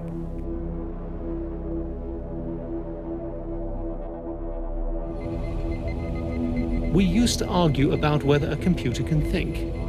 The answer is no. What thinks is a total circuit, including perhaps a computer, a man, and an environment.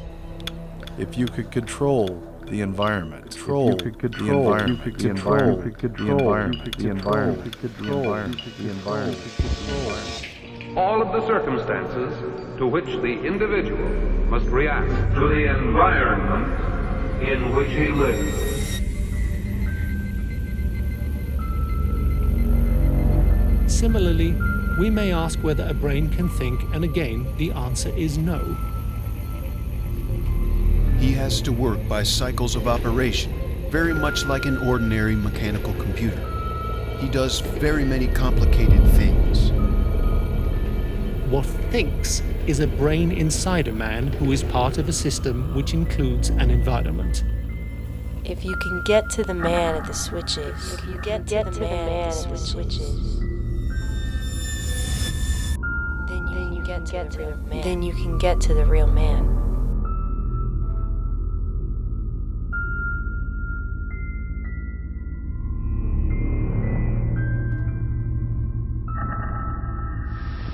Scientists are not interested in controlling other people. They're interested in finding out how the world really works. Now, look, I'm not even able to run a gang of 20 people, and I've had 50 under me. No. To run the world, no. No scientist is fit for that.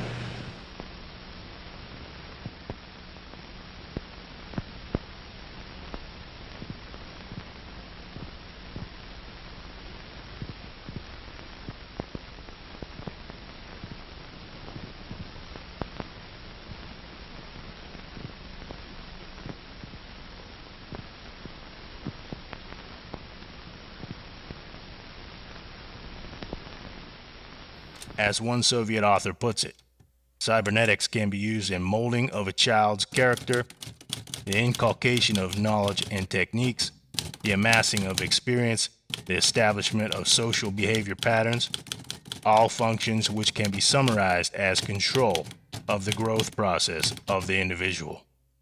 Students of particular disciplines in the USSR, such as psychologists and social scientists, also support the general cybernetic trend. Viewing the MKUltra sub-projects again through the lens of these new cybernetic models of man and his mind, we find elements of the Macy's conferences woven into the agency's unethical experiments to control human beings throughout the Cold War. Case in point is Sub-Project 119. Its admitted aim was an interpretive survey of work being done in psychophysiological research and instrumentation with 5 goals stated simply by order of operations. A. Bioelectric sensors, sources of significant electrical potential and methods of pickup. B. Recording, amplification, electronic tape, and other multi-channel recording. C. Analysis, autocorrelators, spectrum analyzers, etc., and coordination with automatic data processing equipment. D. Standardization of data for correlation with biochemical, physiological, and behavioral indices. And once they had all that figured out, E. Techniques of activation of the human organism by remote electronic means.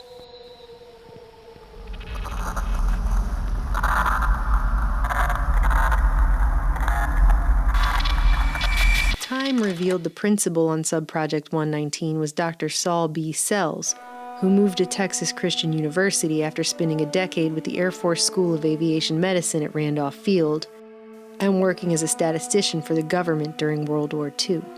Sells specialized in crunching data to extract patterns and insights about behavior. Founding the Institute of Behavior Research at TCU, he tabulated the importance of hundreds of factors and environmental conditions that trigger man's predictive behavior. Along with the Air Force and NASA, Sells spent decades quietly carrying out various research projects for the Office of Naval Research, which even sponsored a symposium at TCU with Sells and fellow MKUltra-funded researcher Muzaffar Sharif on the stimulus determinants of behavior in 1961. One of Sells' first projects at TCU in 1959 was to send a proposal to the CIA regarding psychophysiological research to investigate electrical signals from the human brain and other systems, and the development of a more advanced multi-channel electronic analyzer to interpret those signals. The CIA responded to these objectives, which it discussed at some length with Sells before appointing him as a supposedly unwitting participant in charge of MKUltra Subproject 119. The work lasted almost 6 years through 1965 and was funneled through the Society for the Investigation of Human Ecology, later exposed as a CIA front run by Harold G. Wolff and Lawrence Hinkle out of Cornell Medical Institute, right across the street from the Rockefeller Institute for Medical Research on the Upper East Side of Manhattan. Okay, this is their perception of it, if I could just continue. No, it wasn't their perception of it either. No, it wasn't. Dangerous to his being, contrary to any previous consciously expressed intentions and interests, contrary to the good of the individual, and subversive to the goals for which he is consciously working. I understand all this talk. But the situation was, you see, those things were never done because of wise people on both sides. We not able to do this nor interested in it. They were, though. Some of the low-level people were, but the high-level people were not, to tell you the truth. The bioelectronics directories the CIA commissioned Sells to compile included a detailed Rolodex of invasive neurological research projects at countless institutions, being carried out by countless professionals. And yet the names that come up again and again reveal what a small world it really is. Not to mention multiple scientists who were later exposed as running their own MKUltra subprojects.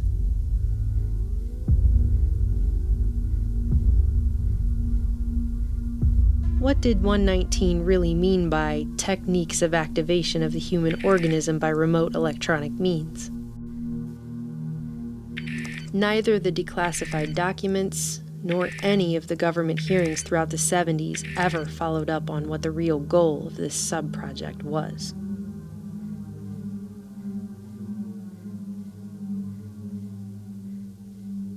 Dr. Jose Delgado is a good place to start. His name appears at least a dozen times in Saul Sells' bioelectronic directories.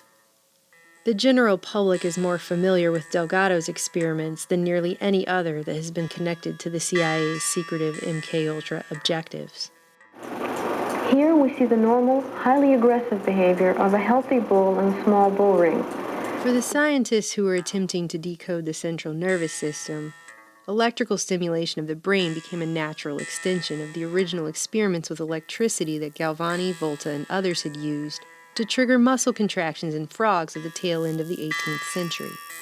By the time Dr. Jose Delgado stepped into the ring, he didn't need the customary red cape anymore. Only a remote control.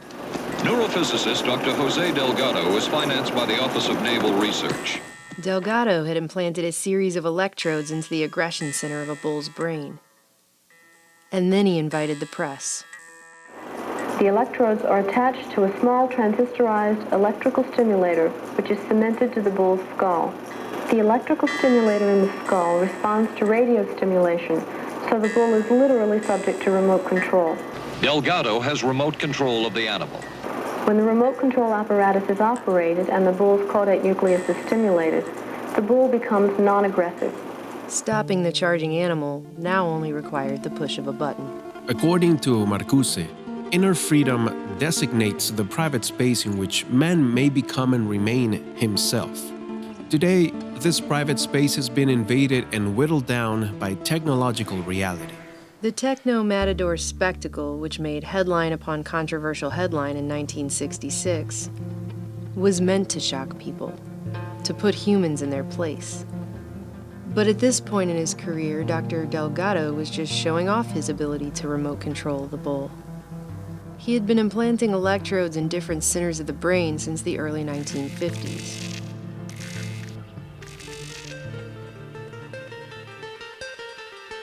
By demonstrating that he could turn a bull on and off like a toy, in what observers could have been forgiven for mistaking as high-tech voodoo, Delgado apparently fancied himself the ultimate matador. Recently released CIA documents refer to the feasibility of remote control of animals, and that special investigations will be conducted toward the application of selected elements of these techniques to man. But the good doctor was only one of a network of neurophysiologists and psychiatrists running parallel research programs across the U.S. and the world.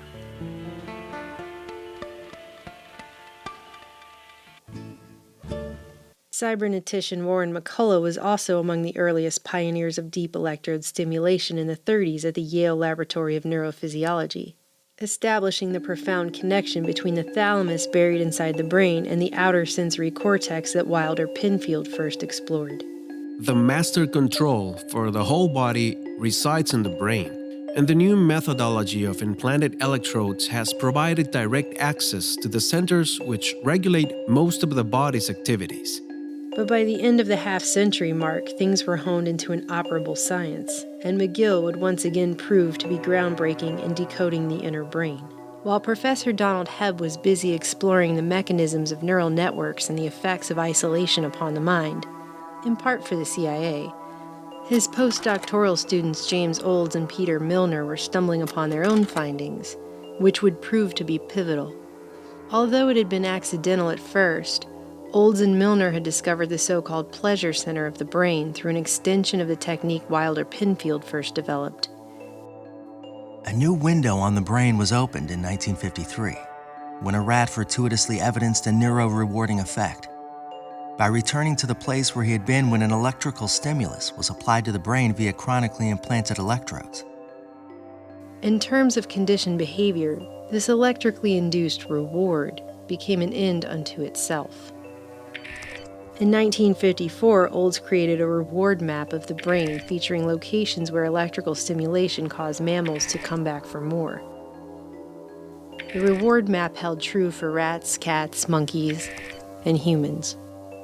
By 1961, James Olds, who'd been attending Macy's sister conferences on the central nervous system during the late 50s alongside Frank Fremont Smith, Howard Liddell, and other cybernetics acolytes, made history after he implanted an electrode into the pleasure center of a lab rat's brain and conditioned it to trigger its own self-satisfying electrical stimulation. This is a device which trains the animal to turn on the stimulus for himself. Here you notice the animal wandering toward the pedal. When he first touches it, he gets no stimulation.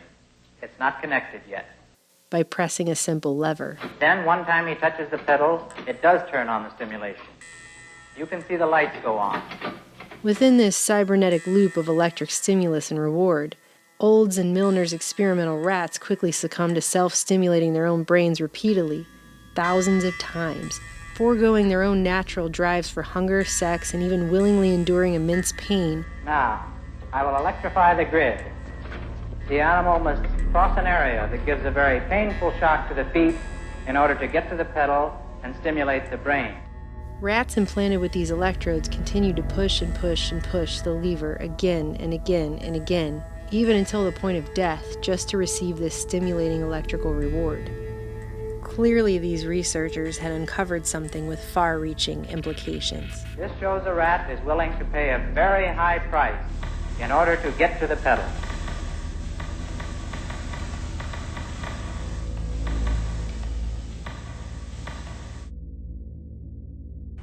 In 1953, this series of therapeutic research experiments was conducted by Dr. Robert Heath of Tulane University. His subjects responded to electrical stimulation of isolated brain centers implanted with electrodes. We see here the possibility for direct physical manipulation of the mind and personality. Feel good, do you think? Or if you do it too much, does it have any bad effects on you? No bad effects at all. Most of the scientists who conduct these experiments say that because they do not yet understand enough about the brain, these techniques should not be used on humans. But this man says they should. He is Dr. Robert Heath of Tulane University Medical School in New Orleans. Famously, he claims to have turned down the CIA when the agency approached him about conducting covert research into the pain and pleasure centers of the brain. Reportedly offended at the abhorrent suggestion, he was quoted in dozens of papers as saying, "I took the stand that if I wanted to be a spy, I'd be a spy.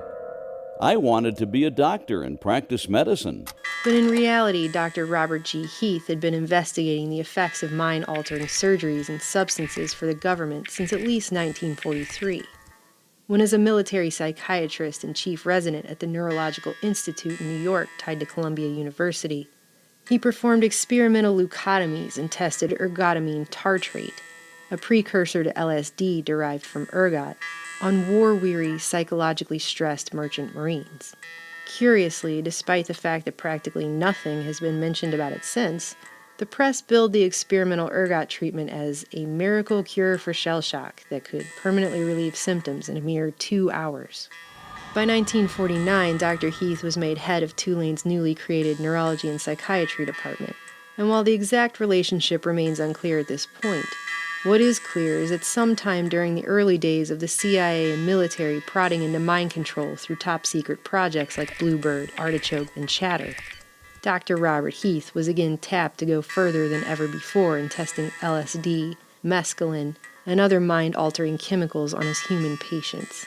Dr. Heath carried out his research in the name of battling schizophrenia and mental disorders, which afforded him an endless supply of human test subjects, from the Tulane Medical School where he housed his labs, from the imposing charity hospital across the street, from the remote East Louisiana State Hospital hours away in rural Jackson, and even from the notorious Alcatraz of the South, Angola Prison. Because existing treatments had failed these patients, almost any experimental technique could be justified in their cases, although there is little evidence that Heath's experiments were actually therapeutic. By 1952, Dr. Heath had already outfitted nearly 24 mental patients with semi-permanent electrodes in their brains.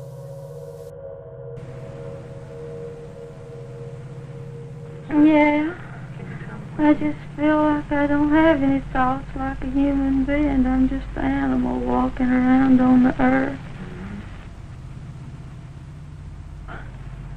Please don't do me like this. Please don't. I can't stand it. I don't like to feel like this. That's right. That's right. That's right. That's right. That's right. Now look at that smile you got now. Why does that make me do that? I don't like to do that. You really told me off, remember? Hmm? I know I did, but I couldn't help it. In spite of all this, Heath's results were promising, at least to the intelligence community anyway. A 1954 volume published through Harvard Press with funding from the Commonwealth Fund, later revealed as a CIA cutout, included details about Heath's research presented at a symposium which attracted participation from other notables in the field. That same year, Dr. Heath was invited to Edgewood Arsenal, where he was the keynote speaker at an Army Chemical Corps event and discussed the progression of his work with electrical stimulation and recording in the brain of man. Perhaps not so coincidentally, Tulane University reportedly signed off on a facility security clearance for Heath's entire department afterwards. Other Army experiments continued on mental patients around the country. Work done at the Tulane Medical Center in New Orleans involved several drugs, hallucinogenics, and electrodes implanted in the brain. FOIA documents would later reveal that Heath also took a CIA contract in 1955 to study the effects of the drug bulbocapnine, allegedly being tested by the Soviets to induce stupor and break willpower. For his test subjects, Heath pulled a couple of otherwise healthy prisoners from Angola. The bulk of Dr. Heath's work and of the resources of Tulane Medical School were not just focused on the testing of drugs, but the altering of human behavior. This took on a decided focus with Dr. Heath's obsession over the septal area, a rather pliable part of the limbic system near the amygdala, where he believed schizophrenics may have had an imbalance, and where he found excitatory pleasure and inhibitory pain could be systematically elicited on an electrode's command. Now, as a patient at a New Orleans hospital, he has had electrodes implanted deep within his brain for a year and a half. In that time, he has been given a new personality. Dr. Heath paralleled in the human mind the old concept of the self-stimulating rat, in some cases turning over the control to his electrode-implanted mental patients. Dr. Heath inserted electrodes in the region of her brain he thought might be associated with pleasure. Who quickly learned that they could mitigate pain or induce a deep-seated pleasure or even sexual arousal with the push of a button. Find this button there. That's number 2 button. Most pleasurable. Mm-hmm. How do you feel? You're trying to tell me how it excites you, is that it? Oh, I think it's somewhat of a sexy button. Down long Louisiana roads, boiling hot in the summer heat. On the path to remote mental wards and prisons, the ethical dilemmas were beyond blatant. Hospital administrators and wardens proved all too willing to give access for human experimentation that would have been unacceptable not just under the Nuremberg codes, but standard American practice at the time. Dr. Heath also notoriously attempted to convert a homosexual man using brain stimulation to trigger his sexual centers in the presence of a female prostitute.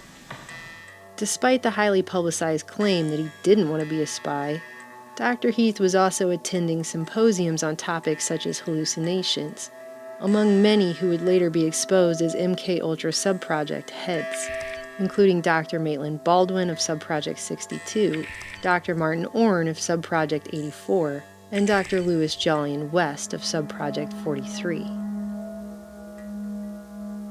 There's no way that I can see that it could be abused or misused. The control is in his hands.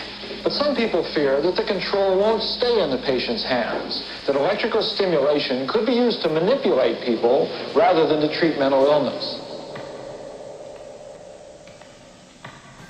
By placing electrodes deep within the brain, investigators, including Dr. Jose Delgado of Yale University, have located precise regions that activate emotions such as fear and rage, and basic drives such as hunger and sex.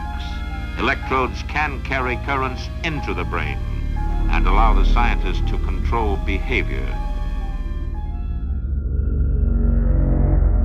By the end of the 50s, the art of brain stimulation had advanced from long, conspicuous wire leads to more discreet remote control technology, and Delgado had virtually mastered an elaborate program of behavior modifications which he demonstrated in his monkeys. The motor cortex is probably like a large keyboard, able to play the strings of muscular contraction and to produce movements. In his Yale laboratory, Dr. Delgado has gone even further. By pushing a button, he controls life in a colony of monkeys. He can direct their behavior and change the neatly ordered structure of their society.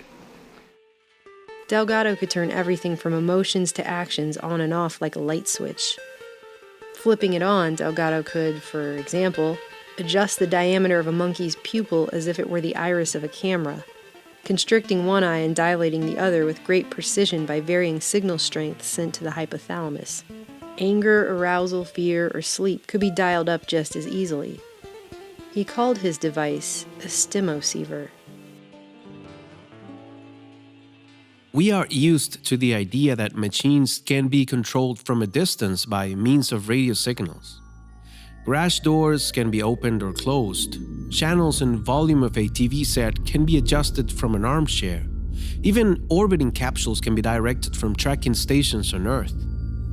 But perhaps it is still surprising to learn that we may also control the biological functions of living organisms from a distance.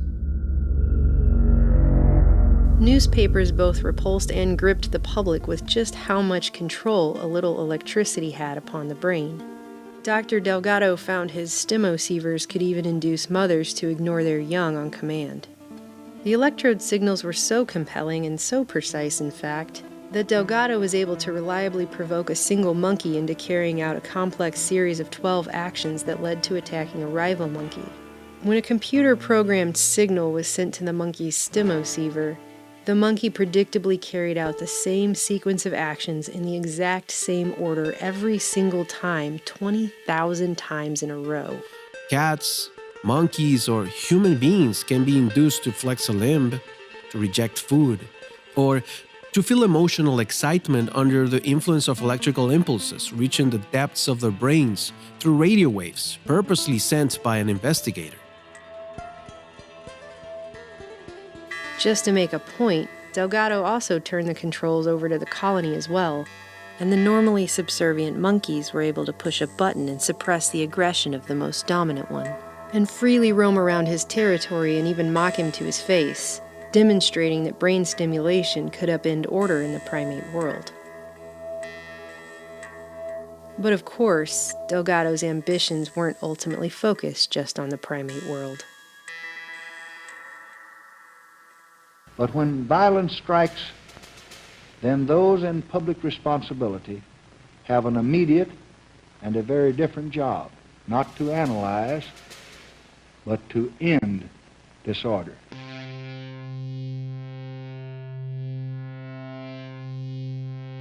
$200 million Americans did not strike down Robert Kennedy last night,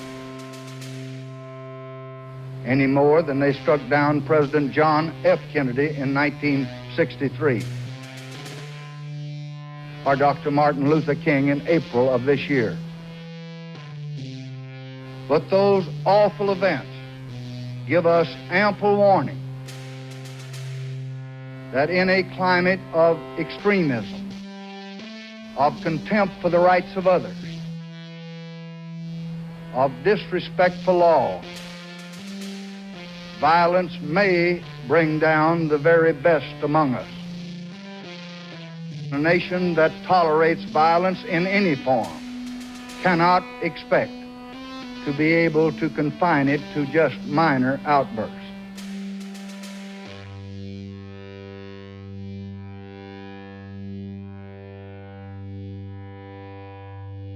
The violence must be stopped quickly, finally, and permanently. Psychosurgery, is that a reasonable practice? No. Even for the most serious of illnesses? No. Even after everything else has been tried? I get the feeling you mean, is it a reasonable therapy? Yes, that's right. No, but it's not a therapy. That's the first thing that needs to be said, is it's an experimental procedure. Now, if we recognize that it's experimental, then we would have to ask all your questions over again and say, is it a reasonable experiment? Is it a reasonable experiment? I would say it hasn't been conducted reasonably so far, and I don't see any signs that it's going to be. A reasonable, and I'm using the term reasonable to mean ethical, legal, and above board. That would imply, first of all and foremost, that the subject of the experiment is told that he's being experimented upon, and that isn't done.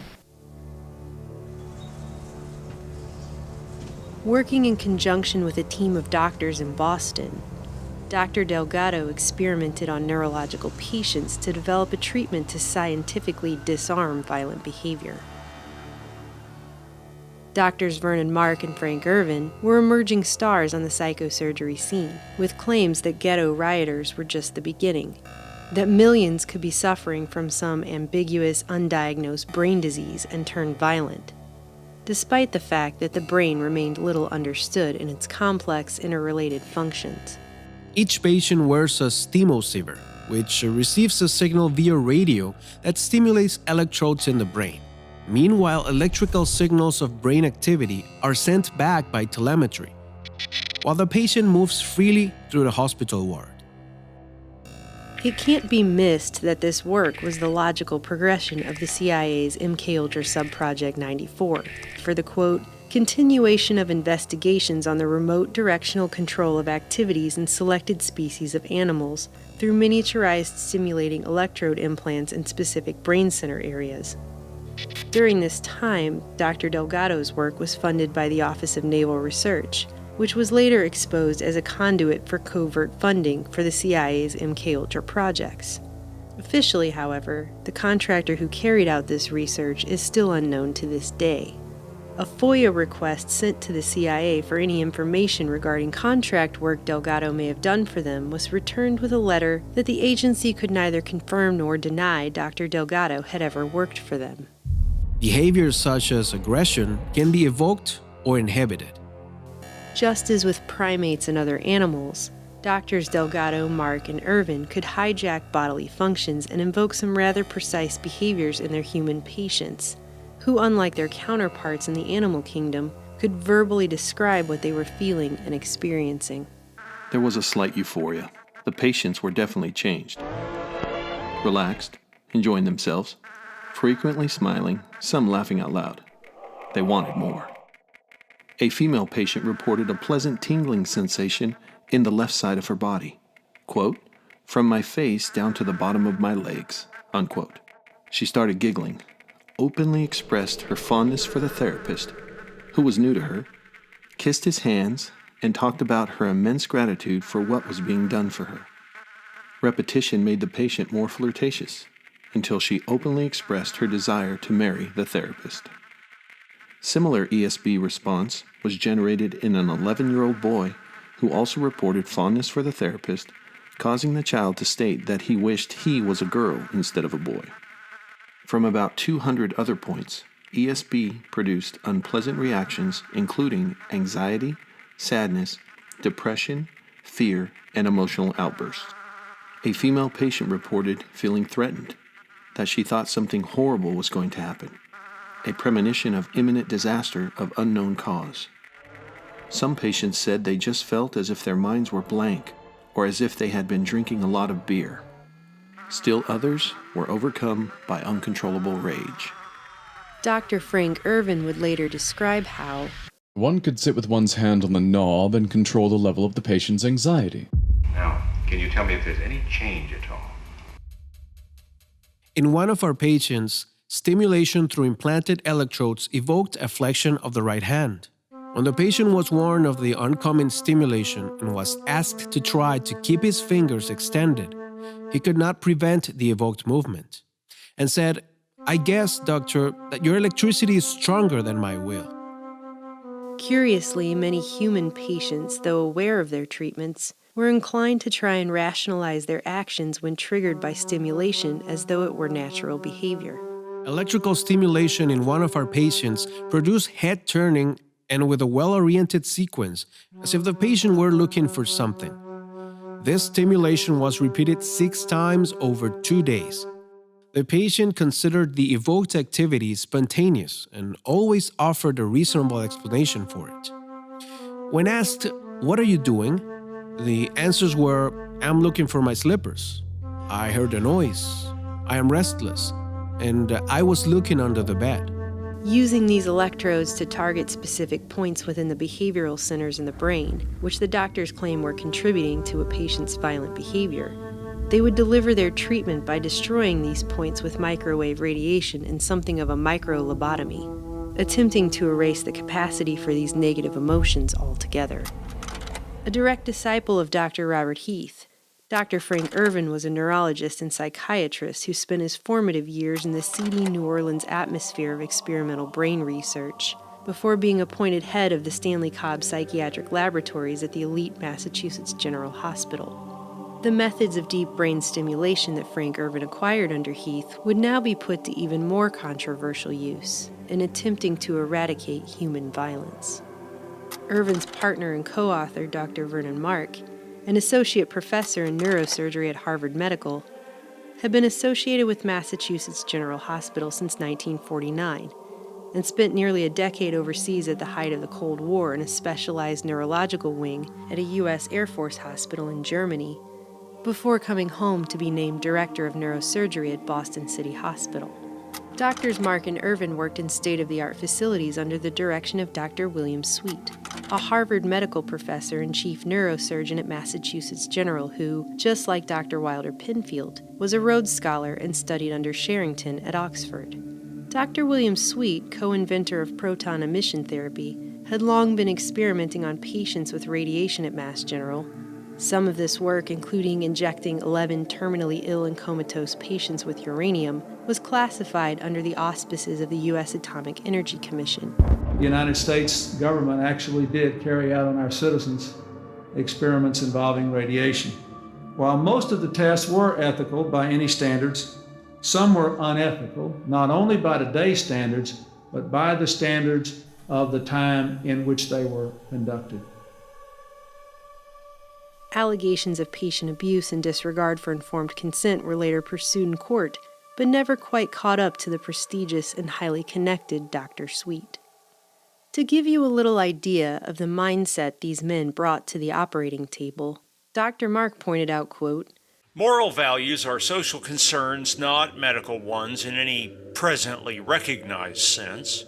And in an interview, Dr. Ervin told Mind Manipulators authors Alan Shefflin and Edward Opton that brain-damaged children and senile elderly people are sometimes, quote, monstrous little organisms, and the kind of violent patients he treated were, to most doctors, a pain in the ass. Dr. Ervin also noted about his work that we're not talking about being nicer to people. I make no human argument at all. We're really talking about being socially cost-effective. I did not expect to be a reformer in psychiatry. I did not expect, in particular, to be the first physician to ever come out publicly opposed to lobotomy and psychosurgery and to take a public stand about it. I realized that psychiatry was going in a very bad direction. I went into private practice and I expected to write novels, maybe books about psychology, and to help people being a therapist. I was just sitting there reading newspapers and I opened up a psychiatric newspaper, and in it I found an announcement of the Second International Conference of Psychosurgeons. The first one had occurred decades earlier at the height of psychosurgery. I couldn't believe it.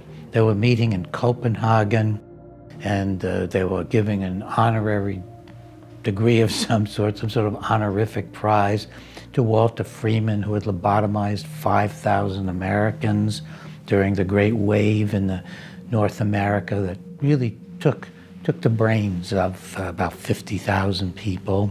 Never opposed by anybody significantly in the medical field. I sent out requests to every single conference attendee that I could find. I finally got the agenda of the conference, and I asked them all who else did they know who was doing psychosurgery. I told them I was a young researcher at the Washington School of Psychiatry, where I have my office. What came in freaked me out. I could not believe the stuff these people were sending to me. What I found that most upset me was that at the University of Mississippi in Jackson, a surgeon named O.J. Andy was operating on little children as young as age 3, 4, and 5 for hyperactivity, aggressivity, difficult behavior, without even pretending to have psychiatric diagnoses or serious disorders. These were institutionalized children. O.J. Andy was inserting multiple electrodes into various portions of these children's brains. He was stimulating them, and then he was burning holes in their heads with the electrodes by heating them up. And he was then studying the children who walked around on the ward with wires dangling out of their heads. I called the chairman at the Department of Psychiatry at the University of Mississippi, and he said to me, O.J. Andy? I know O.J. He's down the hall from me. His office is. I said, did you know he was putting electrodes into the brains of little children? He said, oh, God, no, I did not know that. It was the only genuine expression of horror I ever got, I believe, from anybody in establishment medicine or psychiatry. They set up a committee at the University of Mississippi to require a scientific protocol for O.J. Andy, and he was the first project I stopped. He never submitted anything there. After founding the Center to Study Psychiatry and raising awareness about psychosurgery in Congress, renowned author and psychiatrist Dr. Peter Breggin started the project to examine psychiatric technology, bringing national and then international attention to the blatant lack of scientific, political, or ethical critique of the disturbing trend of psychosurgery and electrical brain stimulation. Mental illness is a myth, a fraud, a bad metaphor, an excuse, a rationalization. It's a religious viewpoint held by psychiatrists which says that human troubles are somehow medical in origin and medical in their solution. Now, just how poverty, unemployment, unhappiness, fights between husbands and wives, beatings of children, anxiety, alienation, just how all these problems relate to medicine and relate to illness is never stated. I might not have ever even had any kind of a movement get started, but became an international movement because I couldn't get any science writers interested. I couldn't get anybody to cover it. In fact, I called the Journal of Nervous and Mental Disease and asked him if I could do an article on psychosurgery, and he said, what are you talking about? Jose Delgado's a dear friend of mine. In September 1967, following another long, hot summer of urban race riots in major cities across the U.S., Doctors Mark, Irvin, and Sweet wrote a controversial and timely letter to the Journal of the American Medical Association, suggesting that riot leaders could be suffering from brain dysfunction. This would prove to be a turning point. In 1967, rebellions erupted in the Detroit black community. In a letter to the Journal of the American Medical Association, 3 neurosurgeons, Drs. Sweet, Irvin, and Mark, put forth a theory as to the cause of the violence in Detroit.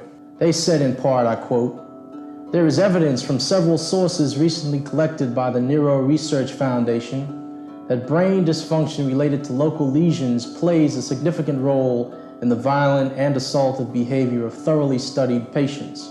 Their idea was subtle but clear. The reason individuals were violent during rebellions was due to a brain dysfunction which they felt surgery could correct." Then I found, of course, the JAMA article where they talked about it at length, explaining how ghetto rioters must have abnormal brains because not everybody was rioting. So clearly, people who weren't rioting had normal brains, and the few who were leaders. We're talking now about men you could name, like Rap Brown and others. We're talking about some men who were outraged at the conditions of life in which the children were growing up in these ghettos. And these men were, from the perspective of many in the black community, the only hope. They were heroes. Of those heroes, Dr. Sweet was quoted as saying, "We're talking about senseless behavior. The proponents of urban disorders seem to be the people who are most likely to suffer from organic brain diseases." And the idea that a leader must be the crazy one because you don't agree with them ideologically or because you're afraid of them doesn't make any medical sense. But boy, did it make political sense. Wow. The kind of violence that we're talking about here, social unrest, among a population in a repressed community can only be seen as a kind of brain dysfunction by ignoring the legitimate causes of the behavior. And my reaction to the letter from which you quoted and to the whole idea of trying to deal with social violence as if it was something wrong inside of the people's heads who are violent is a way of refusing to look at the legitimate social causes of a very important and significant kind of behavior.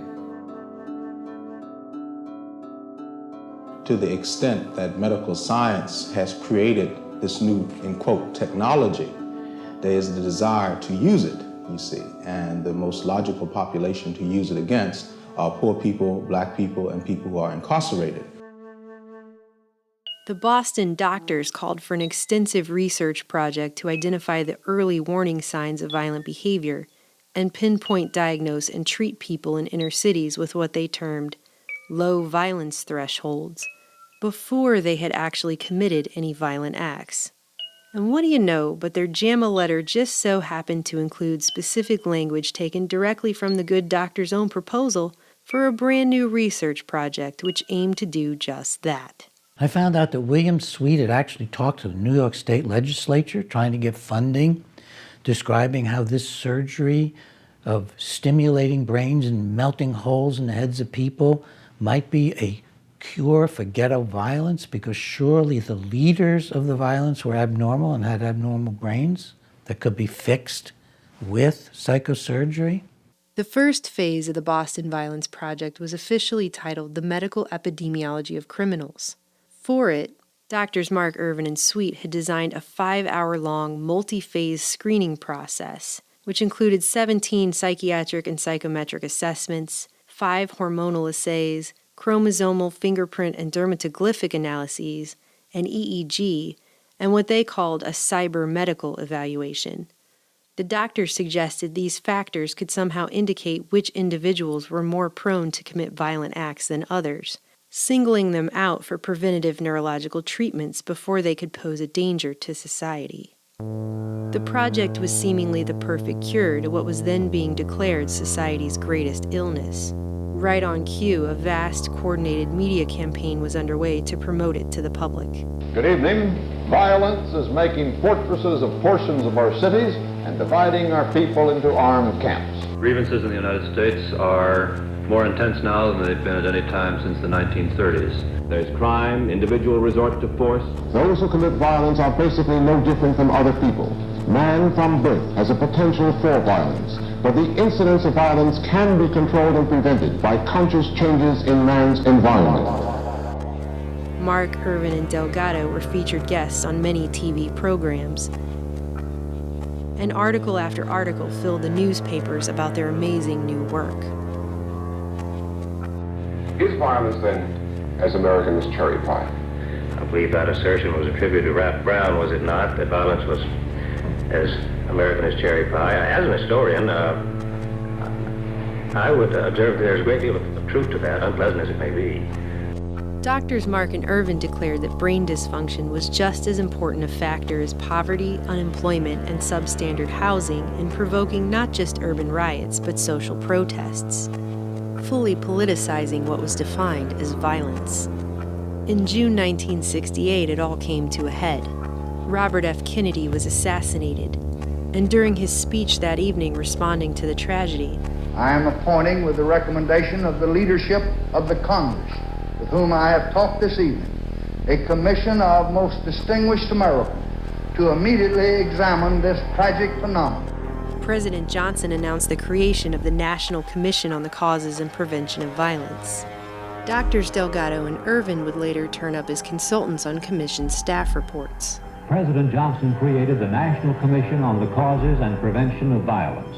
Today, a task force of that commission released its first findings, concluding that Americans have become a rather bloody-minded people. Concludes that Americans always have been a violent people. Americans have always been a violent people, according to the Commission, so much so in the 1960s that the Commission ranks the United States first among 17 Western countries in total magnitude of strife.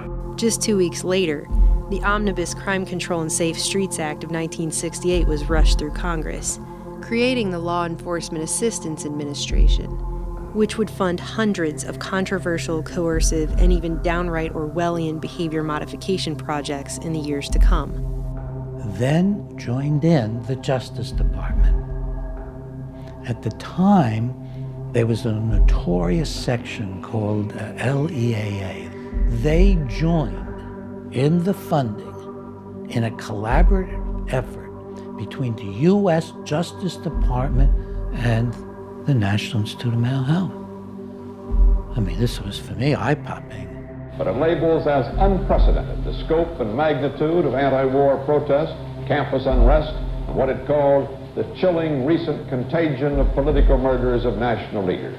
Violence in this progress report cannot be eliminated, but can be better controlled, and that, it says, is an urgent imperative. The medical epidemiology of criminals, however, was simply the screening stage for a larger Boston violence project that Drs. Mark, Irvin, and Sweet couldn't seem to get approved.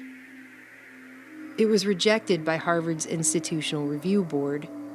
Massachusetts General's Committee turned it down on both scientific and ethical grounds. And even an ad hoc committee put together outside of MGH unanimously rejected it. It was then the project was forced to move to Boston City Hospital, an institution which the doctors knew would look the other way and ask few questions, due to its own issues with corruption and mismanagement at the time. Unable to get approval through above-board channels, Drs. Mark, Irvin, and Sweet then formed the Neuro Research Foundation, a non-profit organization based out of Sweet's personal home that existed only to fund the doctor's research. Dr. Delgado sat alongside the other three on the foundation's board of trustees. This new foundation would enable the doctors to essentially handpick their own medical ethics review panel, thus circumventing the standard safeguards for human experimentation. See how that works? With no one else to stand in their way, and a positive report on behalf of the Neuro Research Foundation, the Department of Health, Education, and Welfare would finally approve the Boston project, and NIMH and the LEAA would fund it. 2 days after that crime bill was passed that would fund their work, Life magazine featured the psychobiology of violence on its cover, another story lauding the work of Drs. Mark, Irvin, Sweet, and Delgado. In it, the public was brought face to face with contrasting photos of monkeys with surgically implanted wires sticking out of their heads having their rage dialed up in Delgado's lab, and 20-year-old Julia S., a young woman prone to emotional outbursts decked out in head bandages frantically slamming herself into a wall under the influence of brain stimulation, just like those monkeys, illustrating that man and animals were little more than biological machines to be controlled and tamed with technology. In fact, in one of Delgado's publications, he didn't mince words when he referred to his experimental animals as mechanical toys under his command. The demure Julia was now the poster child of the hidden rage that could be lurking in any human being, but also of violent tendencies successfully located and cured by remote brain stimulation and psychosurgery. In reality, Mark and Irvin's treatment left Julia permanently brain damaged. At the same time, the New York Times was advertising her as a great success story, with claims that she had 0 uncontrollable rage fits since her second brain operation, was back at home and even singing in a church choir. Dr. Mark was forced to admit to a Boston reporter that Julia was actually in an institution, where she would likely remain for the rest of her life. Despite this glaring inconsistency, one after the other, Dr. Jose Delgado and Drs. Mark and Irvin published books to garner wider public and financial support for their work. Delgado's 1969 book, Physical Control of the Mind, Toward a Psycho-Civilized Society, spells out in graphic, controversial detail exactly what the aim of such technology ultimately is: behavior modification and control at a society-wide level. The technology for destruction has now placed at the disposal of man a vast arsenal of ingenious weapons which facilitate all forms of violence, including crimes against property, assassinations, riots, and wars, threatening not only individual life and national stability, but the very existence of civilization. The New York Times promoted Delgado's book with the headline, "What kind of humans would we like to construct?" Is it feasible to induce a robot-like performance in animals and man by pushing the buttons of a cerebral radio stimulator? Could drives, desires, and thoughts be placed under the artificial command of electronics? Can personality be influenced by ESP? Can the mind be physically controlled? Meanwhile, headlines in newspapers all across the nation warned Americans that the United States was so overrun with violence. Unless some type of massive, widespread political and social reform was undertaken immediately, America was on track to become a nation of garrison cities where, quote, "order is enforced without due process of law and without consent of the governed."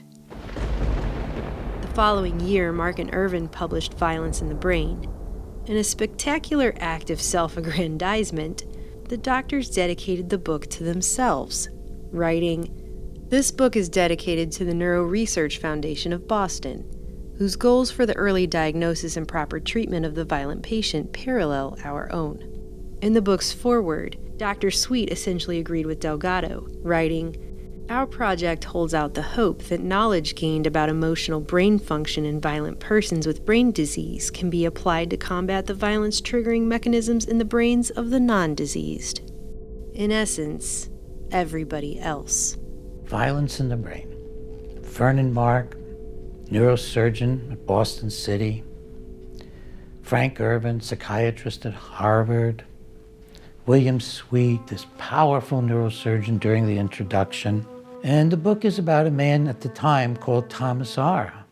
Thomas was a brilliant engineer with patents who was terribly violent and who, after the surgery, was now completely cured without any symptoms. And the surgery consisted of putting multiple electrodes in his brain, stimulating him, even stimulating him while he walked around the ward, then burning out parts of his brain.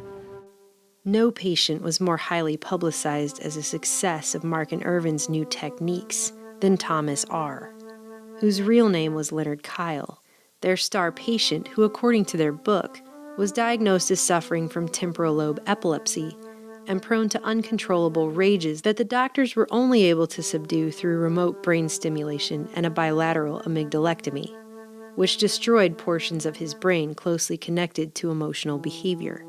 Well, I knew this was a lie. I didn't realize how huge it was going to turn out to be.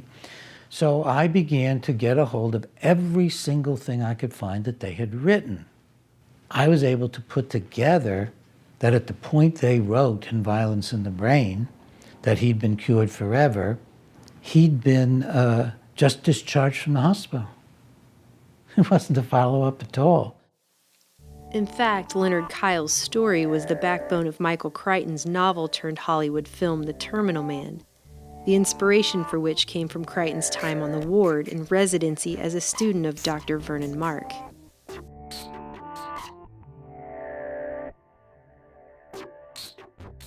By most accounts, Leonard was described as a mid-30s married father of 6 and a successful self-taught engineer who worked with top defense contractors, including Douglas Aircraft, Polaroid, where he earned several patents under his founder Edwin Land, who at the time was working with the CIA on the top-secret U-2 spy plane program, Honeywell, and eventually EG&G, one of the most powerful Cold War Black Ops defense contractors in America that no one had heard of, which had spun off from MIT and made important contributions to the development of the nuclear bomb, aerial reconnaissance, and radar.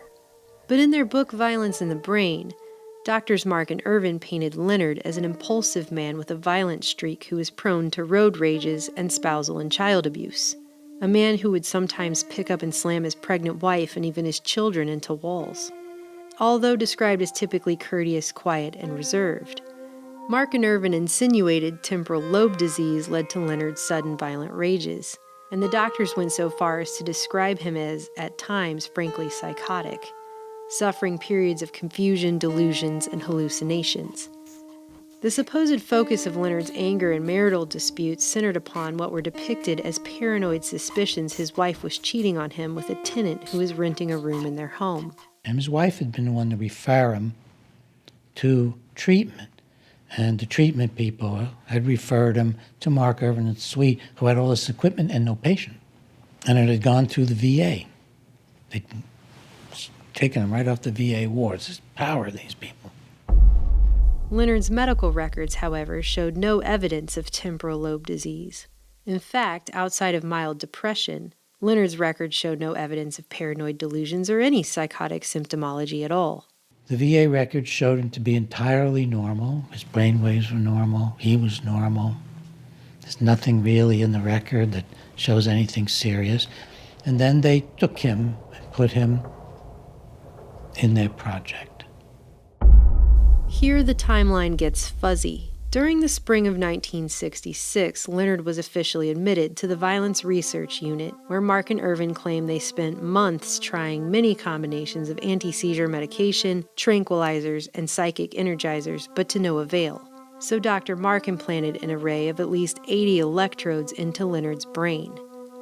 Leonard wrote to his mother and described what was being done to him in Boston as the stuff of science fiction. During my conversations with Helen Dykes, his mother, she brought me a telegram. These are the days of telegram from Vernon Mark. She had written him and said, "I hear my son is undergoing surgery. Can you please tell me about it?" And the telegram said, "Don't worry, your son is undergoing minor surgery." We had it in print. The doctors outfitted Leonard with one of Dr. Delgado's stimocievers, which sent a steady stream of telemetered EEG data analyzed by computer for an impending violent episode. Then the computer would decide when to remotely stimulate Leonard based on the data. The doctors note that Leonard was a landmark for them. It was the first time they were able to demonstrate that systems in the limbic brain both start and stop attack behavior in man. Then I found a very obscure article by these men, maybe so obscure they didn't expect anybody would find it, and it said that he'd become psychotic while they were stimulating him. And it described how he was saying, "I don't want this anymore, I don't want this anymore." Egregious lack of consent aside, now they had a remote trigger for human aggression, a type of activation of a human being by remote electronic means. Just like one of the major goals of the CIA's MKUltra subproject 119. They would just toy with his brain. They would toy with it while he was walking around, and he didn't know it was turned on, so he didn't even know what was happening to him.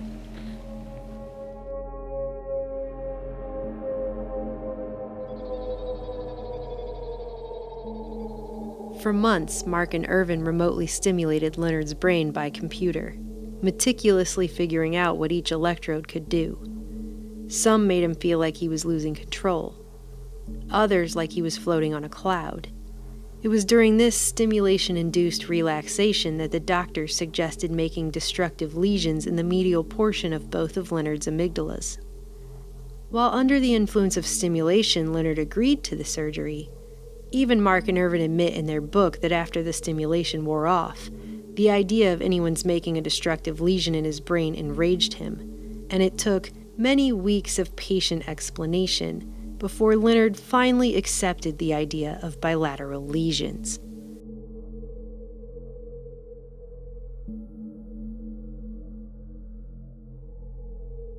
And then he became peaceful and accepted the treatment after they stimulated him enough. This is key, folks. Passivity, docility, obedience is key to this entire process. Leonard's wife was also brought in and supposedly threatened to leave him if he didn't consent to the treatment. Leonard believed that his wife was having an affair. Leonard's wife denied it and sent him to her psychiatrist. Leonard had been in conflict with his wife, but he'd done nothing more serious than one sort of violent event, not a nice thing. He threw a can at his wife of food and didn't hit her. That was the only fact I could find in the records that remotely resembled violence, and it was reported by his wife. Despite eventually going through with it, Leonard's wife not only filed for divorce while Leonard was still in the hospital, she eventually remarried to the very tenant Leonard had been worried was having an affair with his wife all along. After a series of lesions were burned into his brain via passing high-frequency microwave currents through his electrodes, Leonard was finally discharged in August 1967 after more than a year in the hospital, a year that would change the course of his life forever.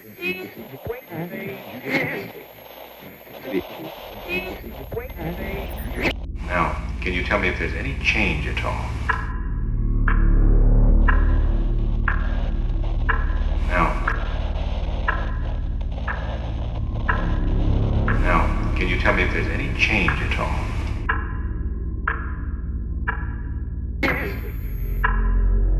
Now, can you tell me if there's any change at all? Now, can you tell me if there's any change at all? Now, can you tell me if there's any change at all? Now, can you tell me if there's any change at all? Now, can you tell me if there's any change? Now, can you tell me if there's any change at all? Now.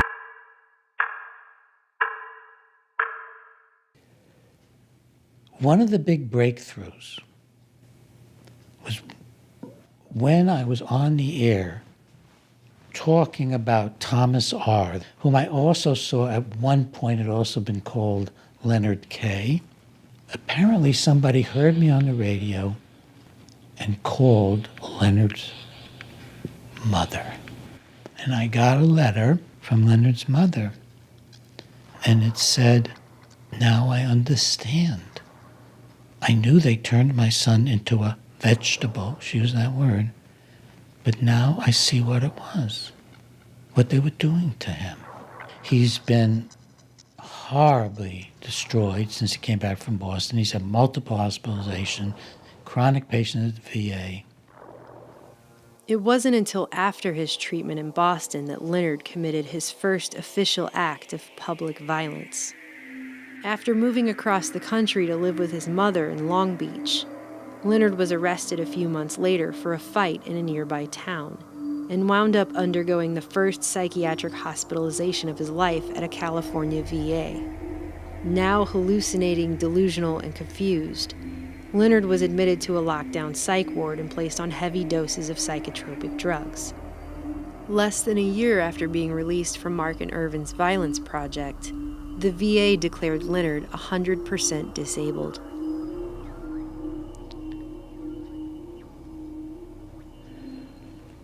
I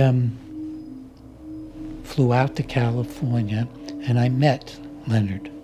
This man who was written up, Violence in the Brain is a Cure Without Side Effects, cured of his violence, who was the star of the story by Crichton called Terminal Man, as sort of the miracles of psychosurgery, except it went awry electronically. This man was on weekend leave at his mother's house. He was lying in bed, and his head was covered with a tent of newspapers. He was in terror. He said, "Doctors from Boston are trying to get my brain." He said, "I'm the most intelligent person in the world. I have an IQ of hundreds, and they're trying to get my brain." While it is impossible to know what Leonard was really involved in here, it is worth noting that he claimed the experiment he endured specifically involved hooking geniuses up to IBM machines. It was a post-traumatic brain injury psychosis. Terrorized. Leonard went from brilliant engineer and gainfully employed husband and father of 6 to a patently deranged, chronically hospitalized, sometimes violent psych ward patient after his treatment in Boston.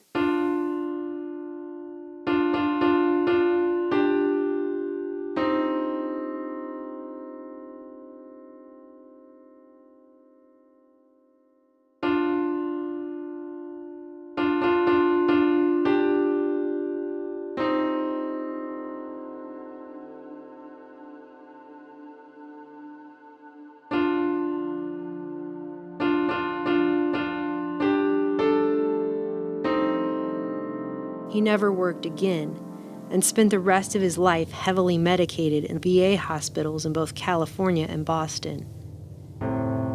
Despite this, Doctors Mark and Irvin continued to write journal articles about their great success story, Thomas R. And by the way, I would find out that Mark, Irvin, and Sweet knew this. They knew this while they were writing their cure papers. She said he'll wander off and they'll pick him up in an emergency room and he'll say that doctors from Boston have been manipulating my brain and put holes in my head and they wouldn't believe him. They'd call him a paranoid schizophrenic, send him back to the VA.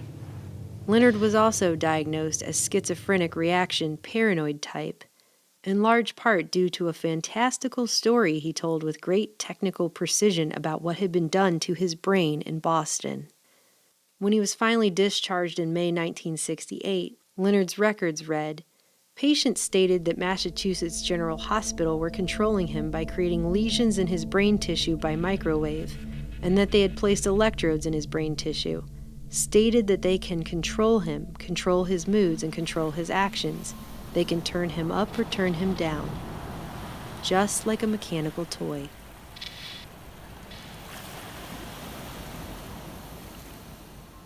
I said, I want to get his records. But I'm afraid if we ask for them, they'll purge them. I went back to Boston with a letter that I was to obtain a complete copy of Leonard Kyle's records. And I called Boston City Hospital. And they said, we have no such record. It's in Dr. Mark's private office. Isn't that interesting? I called Dr. Mark's office. And I said, I'm at a telephone booth with a reporter. I gave him the name. And if you don't deliver me a copy of those records in 24 hours, we're going to publish it. But you haven't done it. And I'd had awfully good coverage in Boston, and I got the records. In those records, I found things like, Leonard wants to leave the ward. Progress note by Frank Irvin, take his pants away. I was looking in on the life of a man who'd been as violently abused as any horrendous sexual, emotional, physical abuse. He might as well have been in a brainwashing camp in North Vietnam or North Korea, being tortured. One of the first things that fell out of the records was a handwritten note by him that doctors from the MGH were killing him or taking his brain or something to that effect. It was right in there. In the progress notes, I saw writing on the walls, murder. That's all, just writing on the walls, murder. And the VA records did not note that he'd had psychosurgery. But I was able to show that, in fact, Mark had been in communication with the VA.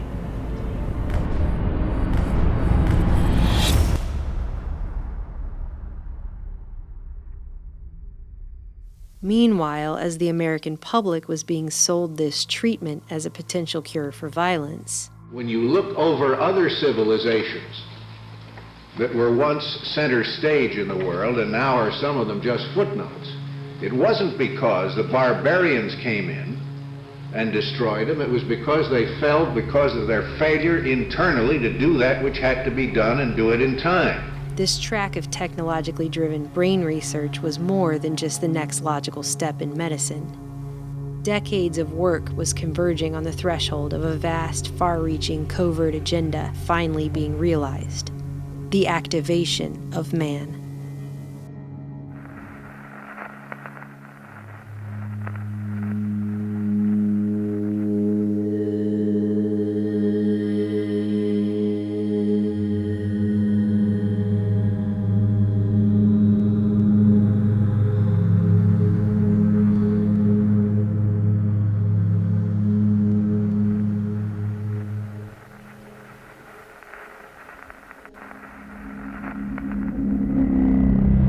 Dr. Horace W. Magoon, considered one of the fathers of neuroscience, was also focused on activation in 1948 when he co-discovered the reticular formation in the brainstem, responsible for sending electrical signals and brain waves that activated waking and sleeping states and seemed to hold fundamental sway over consciousness as well, which deeply fascinated cybernetician Warren S. McCullough, who'd known Magoon since their days in Chicago. At the Illinois Neuropsychiatric Institute, Warren McCullough, Gerhard von Bonin, and a number of young research-oriented neurosurgeons, a high-spirited atmosphere of excitement in the basement lab at the INI was a novel and stimulating experience. An eager McCullough invited Magoon's closest associate, Donald B. Lindsley, a psychologist and neurophysiologist, to the Macy's cybernetics meetings back in 1949. The following year, Drs. Horace Magoon and Donald B. Lindsley, along with Dr. John French, assembled a powerful team based out of the neurological wing of the Long Beach, California VA hospital. The Bob Hope Show, transcribed direct from the Veterans Administration Hospital at Long Beach, California. Curiously, the same one Leonard Kyle would be treated at in the aftermath of his participation in Mark and Irvin's experiment in Boston. By 1950, this Long Beach VA facility had become no mere veterans hospital. Under Magoon, Lindsley, and French, it had become the premier neurophysiological lab of its day, a brain research mecca tied to UCLA's medical center that attracted leading scientists from around the world. By the 1960s, this cutting-edge facility boasted more than 60 patient beds set aside solely for neurological research, with hundreds more for psychiatric and mental patients. And experimentation carried out there on veterans involved deep brain microelectrodes, as well as computers programmed to analyze brainwave frequencies. So it is puzzling at best why, after Leonard Kyle was admitted to the VA in 1968, the staff so quickly and easily dismissed his claims of having had psychosurgery and electrodes in his brain as the paranoid delusions of a schizophrenic. This particular veterans hospital and its brain research lab became the nucleus of UCLA's new Brain Research Institute. For the first time, man now has the tools to explore the living brain. Tiny wires, electrodes, can be placed inside the brain and hooked up to recording machines, as in this experiment at UCLA's Brain Research Institute. The chimpanzees have been trained to play a game of electrical tic-tac-toe. They are competing against each other. Only the winner gets a reward.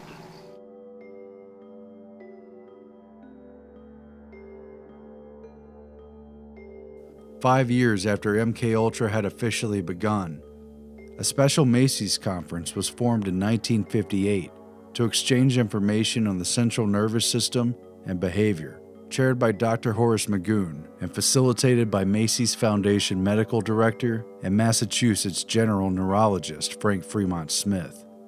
The conference editor was one of the most powerful doctors inside Massachusetts General Hospital, Mary A.B. Brazier, an EEG expert and polymath neuroscientist from a well-connected family who had immigrated from Britain at the onset of World War II on a Rockefeller Fellowship to work in Stanley Cobb's specialized department at MGH.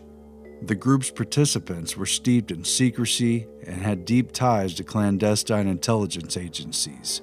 Among these were neuroscientists who experimented with the pain and pleasure centers of the brain, alongside CIA and MKUltra contractors, as well as representatives from the DoD's Research and Engineering Branch and the Walter Reed Army Institute for Research. This Macy's Central Nervous System group also hosted a number of distinguished scientists from within the USSR.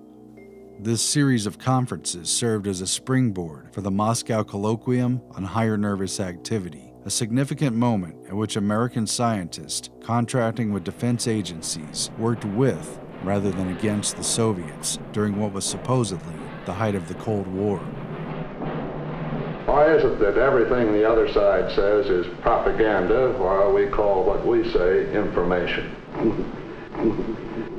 With backing from the Rockefeller Foundation, the Macy's Foundation, and the National Science Foundation, Mary Brazier and Horace Magoon would lead a small delegation of Americans to Moscow in October of that same year, at a time when such travel was otherwise heavily restricted and rare, to convene with the ideological successors of Pavlov, who were working on the, quote, mechanization of the central nervous system.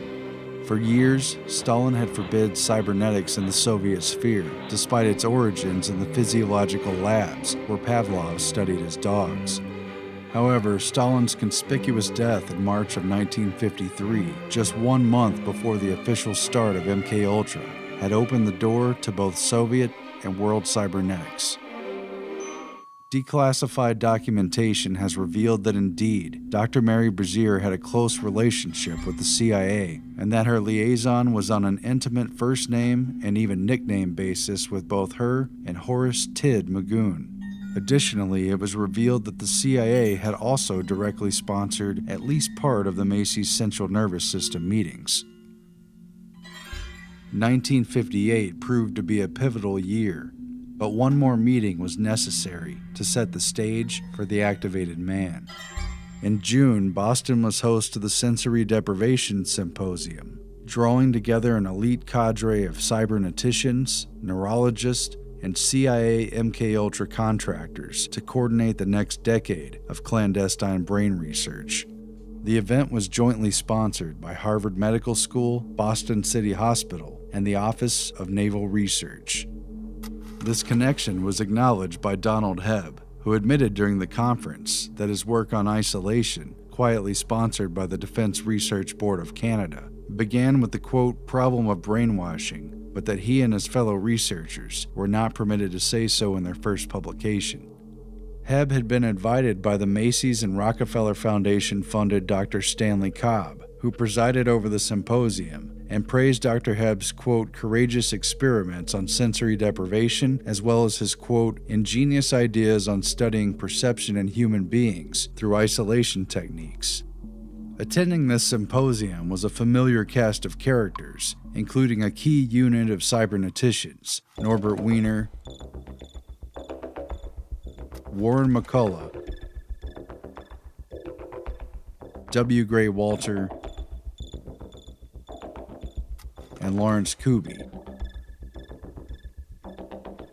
alongside UCLA Brain Research Institute's Horace Magoon, Donald Lindsley, and Mary Brazier, who was transferring to UCLA's Brain Research Institute, as well as MKUltra contractor Dr. Louis Jolyon West, who was about to lead the UCLA Neuropsychiatric Institute. Also attending was a young Dr. Frank Irvin, who had recently transferred from Tulane working with Dr. Heath to take over the Stanley Cobb Chair of Psychiatry at Massachusetts General.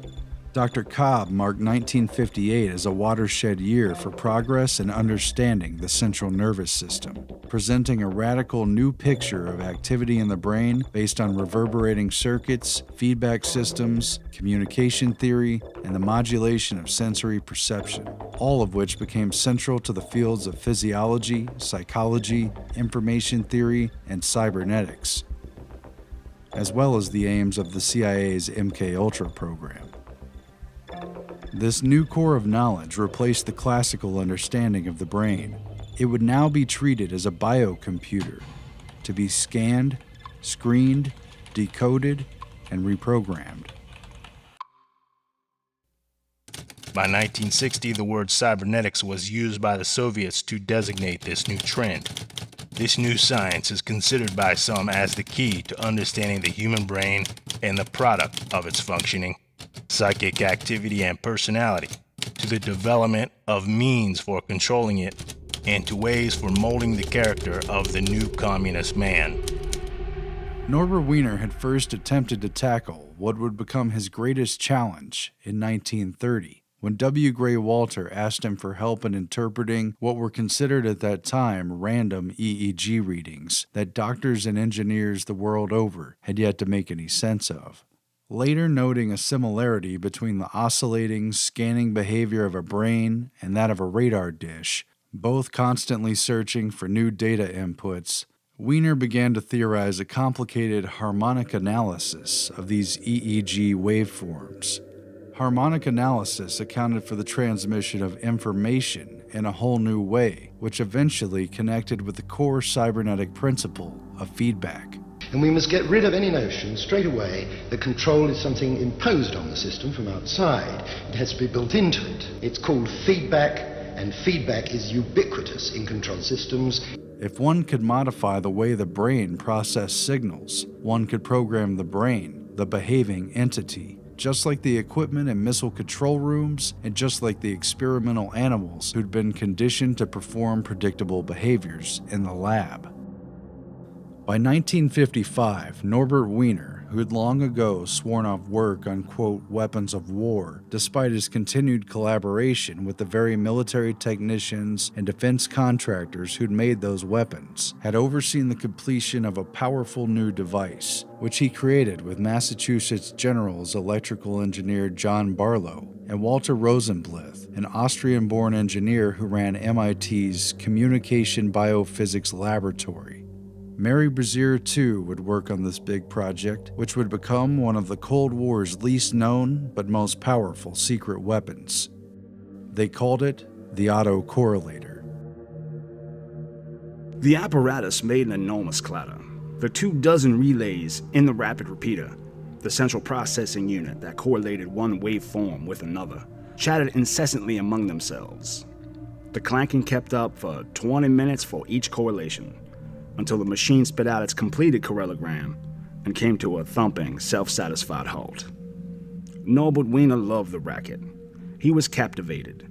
He was absolutely fixed on the printout as it was coming out.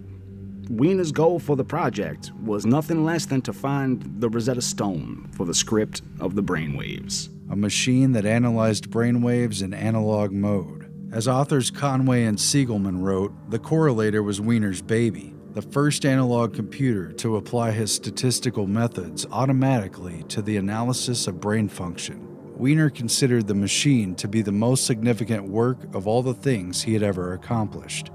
It took Norbert Wiener 25 years to crack the code of EEGs. It was the culmination of cybernetic research that he and Arturo Rosenbluth had begun on automata and feedback more than a decade earlier, leading up to the first Macy's Cybernetics meeting on cerebral inhibition in 1942. In cybernetic terms, EEG represented the first known language, which was not symbolic, but rather communicated directly and powerfully in its expression. The autocorrelator now made it possible to interpret brainwaves intelligently and automatically via computer, and for that computer to send a reciprocal response back through EEG to excite or inhibit brain activity. And when Mary Brazier transferred to UCLA for the opening of Magoon's Brain Research Institute, she brought the autocorrelator with her. Years later, all of this would have grave consequences for Leonard Kyle. They turned him into a shell of a human being, where the spirit was still there, but it couldn't peep out very well through the tangled wires, the murdered brain cells. He was psychotic, and he was violent when restrained at times. There'd never been anything like that. Never been anything like that.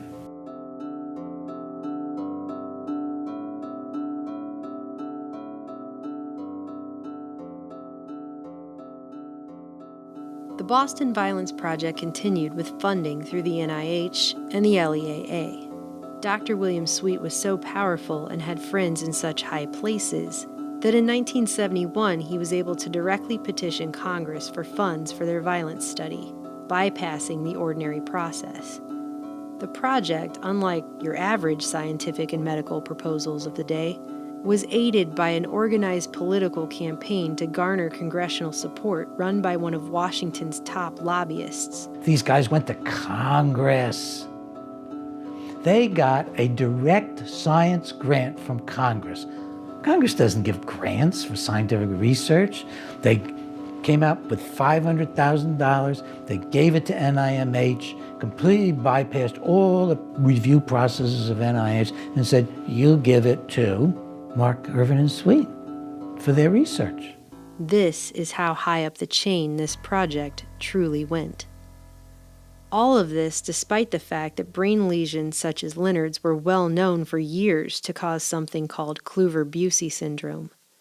In 1939, psychologist and mescaline researcher Heinrich Kluver, a core member of the Macy's cybernetics group, and his colleague neurosurgeon Paul Bucy observed that monkeys who received bilateral temporolimbic lesions fell victim to a multitude of permanent behavioral effects, including everything from docility to psychic blindness, or the inability to appropriately recognize the emotional importance of events, such as the ability to feel fear. The same effects were produced when lesions were burned into the amygdala as well.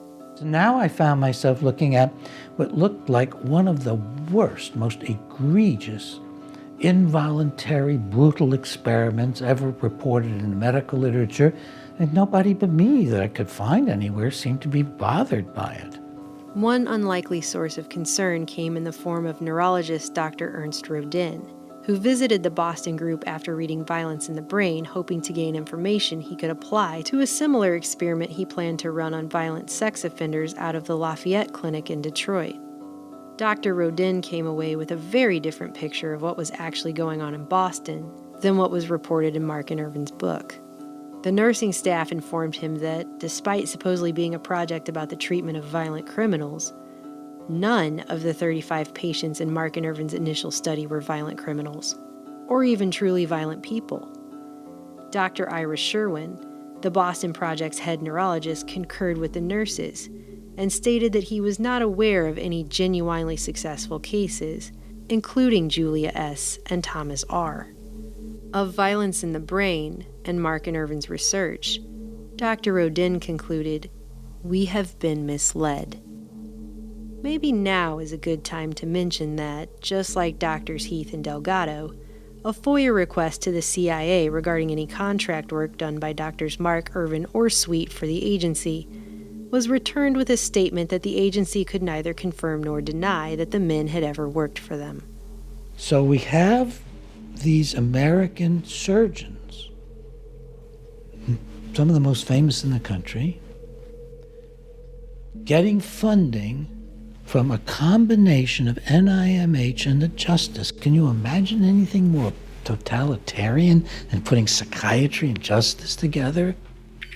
By 1972, internal LEAA memos show that the agency decided not to renew Mark, Irvin, and Sweet's funding, due to, among other things, the fact that they discovered Dr. Irvin was vacating the Boston Project without informing the LEAA, to take up a new position at UCLA, in addition to evidence of the misuse of federal funds, including the fact that Irvin had used grant money to purchase equipment from a firm in which he was the major stockholder. The agency also noted that despite being proposed as the entire point of their research, the present proposal contains no attempt to develop treatment or follow-up procedures for the patients involved. Because, as it should be glaringly obvious by now, that is not what this was ever about.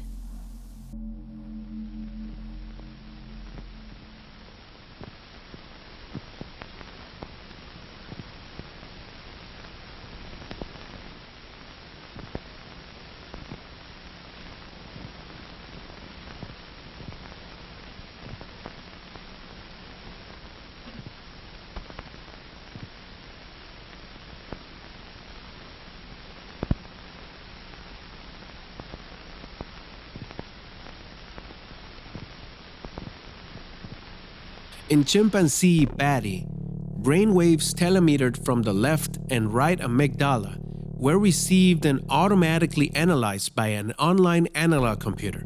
This instrument was instructed to recognize a specific pattern of waves. The computer was also instructed to activate a stimulator.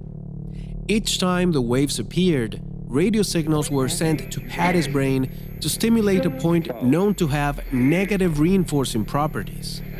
Electrical stimulation of one cerebral structure was contingent upon specific EEG patterns in another area of the brain, and the whole process of identification of information and command of action was decided by the online computer. In this process, Patty's very capacity for carrying out certain behaviors was drastically and rapidly altered through a very sophisticated form of computer-driven conditioning, which continued until the offending brain activity was no longer physically possible. 2 hours after the brain-to-computer feedback was established, activity in the amygdaloid nucleus was reduced to 50%. 6 days later, with daily 2-hour periods of feedback, drastically reduced to only 1% of normal occurrence. The experiment showed how brainwaves could be singled out and virtually eradicated. Using the autocorrelator, EEG expression was filtered, altered, and domesticated.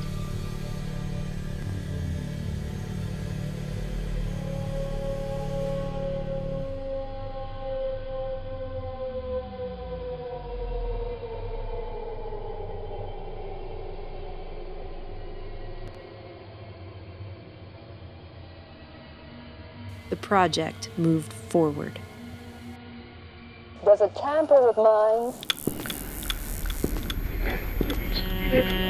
But no matter what the cost, the American people are prepared to pay the price of victory.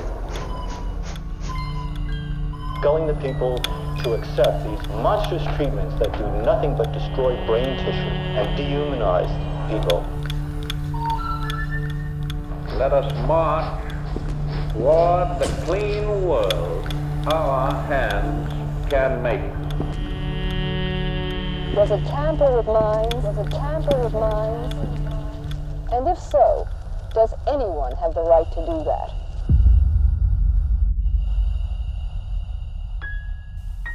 Leonard would die 3 decades later at the age of 65 at the Bedford VA just outside Boston, having spent the latter half of his life a totally disabled, heavily medicated mental patient in a psych ward.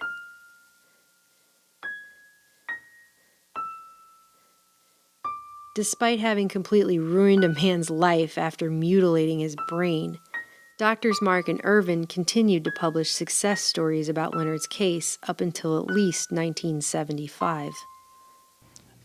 But I wouldn't, even if they were convicted of murder, want to unleash these psychosurgeons on them. There are protections against cruel and unusual punishment. Believe me, it is crueler to have done to you what was done to Leonard Kyle than to be put to death. It's crueler and more hopeless and more horrible.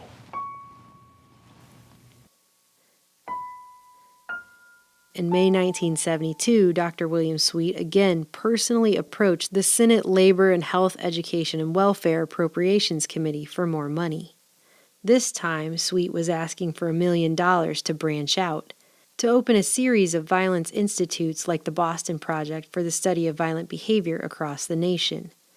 Sweet stated on the record that his appearance before Congress was on behalf of not just himself and colleagues at Harvard and MGH, including Dr. Vernon Mark, but also the Brain Research Institute of UCLA, in addition to UCLA's Neuropsychiatric Institute, under the medical direction of Dr. Louis Jolyon West.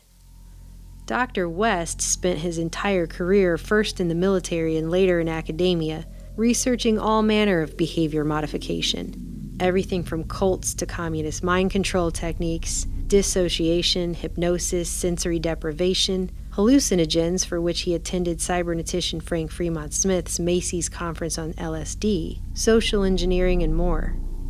As a psychiatrist, Dr. West reportedly examined Lee Harvey Oswald's assassin Jack Ruby, homicidal cult leader Charles Manson, infamous kidnap victim Patty Hearst, the man convicted of assassinating RFK Sirhan Sirhan, and even convicted Oklahoma City bomber Timothy McVeigh. He also reportedly monitored Haight-Ashbury's so-called acid ghetto before and during the Summer of Love. It wouldn't be revealed until years later that Dr. West was involved in CIA MKUltra research, that he was the main contractor in charge of Subproject 43 with a top-secret clearance, a project involving the altering of personality through sensory isolation and environmental manipulation, including the use of drugs and hypnosis. Dr. West's book Hallucinations is dedicated to aforementioned cybernetician Heinrich Kluver, of Kluver-Bucy syndrome fame. Unsurprisingly, right on cue, Dr. Irvin and other Boston Project associates were on their way to California ahead of Dr. West's new project, as mentioned by Dr. Sweet to Congress, the Center for the Study and Reduction of Violence at UCLA. Sounding just like Drs. Mark, Irvin, Sweet, and Delgado, Dr. West decried the growing plague of violence as our greatest ill, and claimed his was just the project President LBJ's Violence Commission had called for to cure it. The massive project would take many of the same ideas from Boston and expand them to screening the general population at large in the name of preventing, detecting, controlling, and not just treating but pre-treating all manner of antisocial and violent behavior, to somehow stop it before it could occur. Broad in scope, the project called for experimenting on people of all ages and from all sectors of society, including children, menstruating women, anyone deemed predisposed to alcoholism, criminals, mental patients, people diagnosed with brain disease and dysfunction, and more. Race was obviously considered a cause of violence, as the project involved plans to monitor students and introduce experimental anti-violence treatment programs at 2 different junior high schools, one in a predominantly black ethnic area, and the other in a predominantly Chicano area.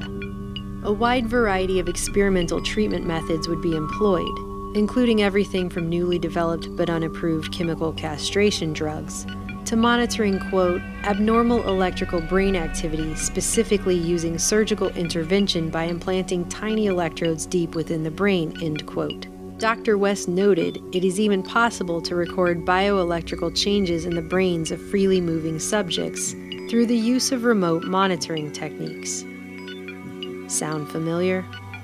A full third of the research projects the center ostensibly planned to carry out were based upon attempts to link violence prediction to what they deemed abnormal brainwaves. Irvin, for example, made remarks that to the effect that being a do-gooder or goody two-shoes or nice to people, that was a pretty good idea, but you wouldn't get any money from that.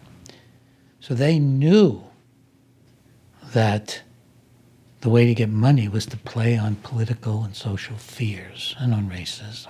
And these men are just riding that horse of violence, riding that horse of I'm right, you're wrong. I'm white, you're black. I'm a neurosurgeon, you're a nobody.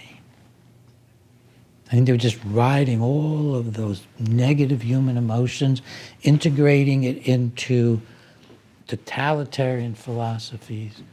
The ultimate goal of all this research was described as the ability to predict violent behavior, the development of mass screenings for the general public in order to officially label any violence-prone individuals of all ages before they actually committed an act of violence, and then initiate preventative treatment in the form of behavior modification of such individuals, even though they had not committed any crimes or done anything wrong yet. For many opponents, the UCLA project was a real-life version of the Stanley Kubrick film A Clockwork Orange. The center was described in a congressional hearing as a laboratory for the Department of Corrections and law enforcement officials with the diaphanous veneer of UCLA. Prisoners and patients at state hospitals and medical correctional facilities would also be used as guinea pigs for this experimental research, including those being held at Vacaville, Camarillo, and Atascadero.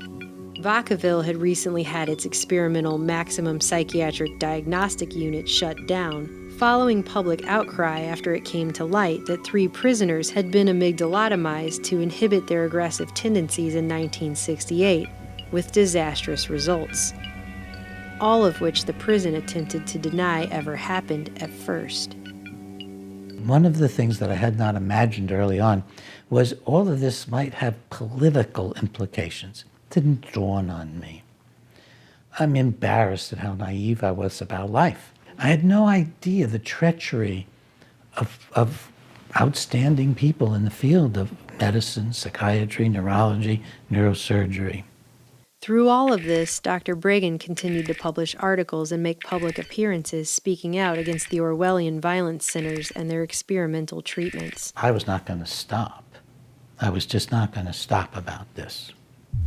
Again, unsurprisingly, in the initial proposal dated September 1972, Dr. Frank Ervin was listed as a UCLA faculty member who had already submitted research to the project before it even officially began, on violence in the brain, bioelectrics, and behavioral studies.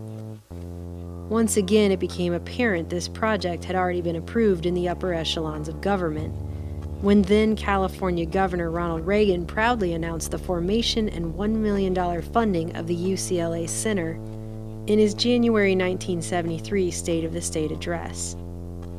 In the weeks that followed, however, the plans for the center were leaked to an already anxious public by Director West's opponents inside his own neuropsychiatric institute. Protests began breaking out on the UCLA campus and outside the NPI. Protests against the use of psychosurgery to curb violence. Protests against what some called a clockwork orange at UCLA. Protests against the obviously racist and sexist overtones of the proposal, and considering Dr. Ervin's timely presence at UCLA just prior to the project's announcement, protests against Drs. West and Ervin personally. Several students were even arrested after they chained themselves to Dr. West's desk.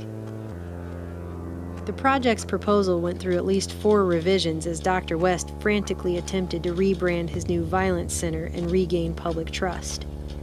Frank Ervin's name was removed from all subsequent drafts altogether.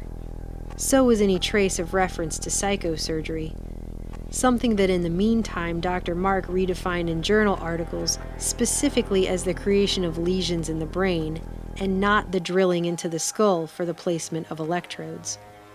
This weak semantic argument allowed Dr. West to proclaim that his center was never going to be involved in psychosurgery of any kind, despite the fact that the placement of deep brain electrodes in test subjects, possibly including children, was a stated objective in his first proposal draft.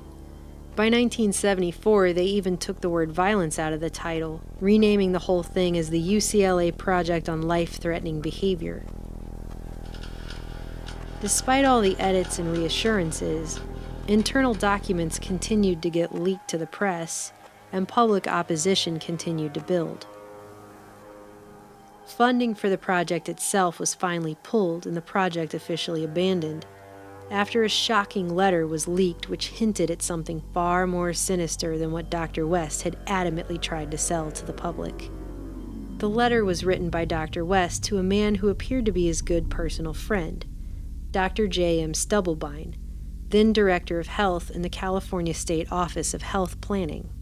It read, "Dear Stubb, I am in possession of confidential information to the effect that the Army is prepared to turn over Nike missile bases to state and local agencies for non-military purposes.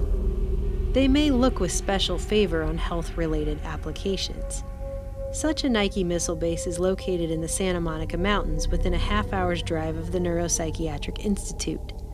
It is accessible but relatively remote. The site is securely fenced and includes various buildings and improvements making it suitable for prompt occupancy. If this site were made available to the Neuropsychiatric Institute as a research facility, perhaps initially as an adjunct to the new Center for Prevention of Violence, we could put it to very good use. Comparative studies could be carried out there in an isolated but convenient location of experimental or model programs for the alteration of undesirable behavior. Such programs might include control of drug or alcohol abuse, modification of chronic antisocial or impulsive aggressiveness, etc. My understanding is that a direct request by the governor or another appropriate officer of the state to the Secretary of Defense, or of course the President, would be most likely to produce prompt results. Needless to say, I stand available to participate in any way that might be helpful. Louis Jolyon West, M.D., Medical Director. And there it was, in black and white. Dr. West planned to use his confidential political back channels to acquire a newly decommissioned Nike missile base, complete with underground facilities and nestled high in a remote area of the Santa Monica Mountains, and turn it into a research facility to perform his experiments, altering people's behavior in a place he personally described as securely fenced and isolated. And that was the last straw. Public outcry drowned out Dr. West's best attempts at downplaying his center's true goals. The project was, at least officially, shut down.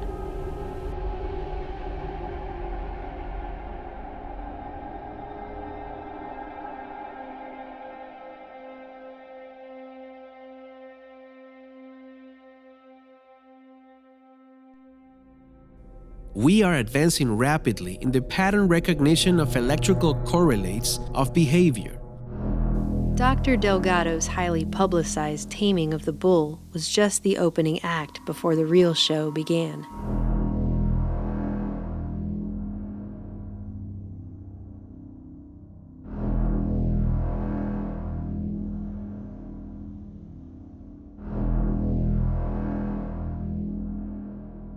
Automatic learning is possible by feeding signals directly into specific neuronal structures without conscious participation. What struck me about Delgado, first of all, was that he was a political philosopher. He wasn't just a psychosurgeon that put electrodes in the brains of people and bulls. And he was a political philosopher who saw the fundamental principles of America, the Declaration of Independence in particular, as being scientifically incorrect based on the neuroscience of the 1960s. That humans aren't individuals. They're under the influence of all kinds of forces. That means they're not individuals. They may feel self-important, but they're not important. And they may think they had rights as individuals, but the society had rights, not the individual. His view was 100% consistent with society versus the individual, doing anything to the individual in the name of the social good. Humanity behaves in general no more intelligently than animals would under the same circumstances. And this alarming reality is due largely to spiritual pride. Violence is a product of culture and environment, and is an extreme form of aggression. Man may react to unpleasant and painful stimuli with violence. A major role of education is to build internal controls in human beings so that they can withstand external pressures and maintain internal equilibrium. It was a totalitarian philosophy under which he was doing social control and personal control of people. Cybernetics was first described by Norbert Wiener as communication and control in the animal and the machine. Human languages have remained complex in their unraveling and interpretation. Even computer languages must be defined. In cybernetic terms, EEG brainwaves represented the world's first known non-symbolic language, able to directly communicate signals and meaning into the partitions of the mind. Direct communication was key. Man had uncovered a pathway to decode brainwaves, to interpret EEGs, and to encode reciprocal messages that a computer understands and responds to automatically. This was sophisticated, technologically driven mind control in action. Most people simply can't grasp such a thing. Can't think it, imagine it, or believe it. An emotional plea is deaf to the drone of society, and each person learns to live according to its rhythms. Saul Sells' work on MKUltra Subproject 119, proposed and put into action in 1959, sought to activate the human organism by remote electronic means using bioelectric sensors, a lead with 24 channels of brainwave data, recording and data processing devices, and what Sells called an autocorrelator, the very machine the MIT and MGH teams developed to analyze and interpret EEGs. While the first autocorrelator of 1955 took 20 minutes to analyze Norbert Wiener's brain, subsequent versions of the device could surely approach real time, and with infinitely more channels of data. By the 1960s, Dr. Delgado demonstrated that his devices could automatically monitor, correct, and recondition the very mental capacities of his experimental subjects. And that is an idea unlikely to be forgotten.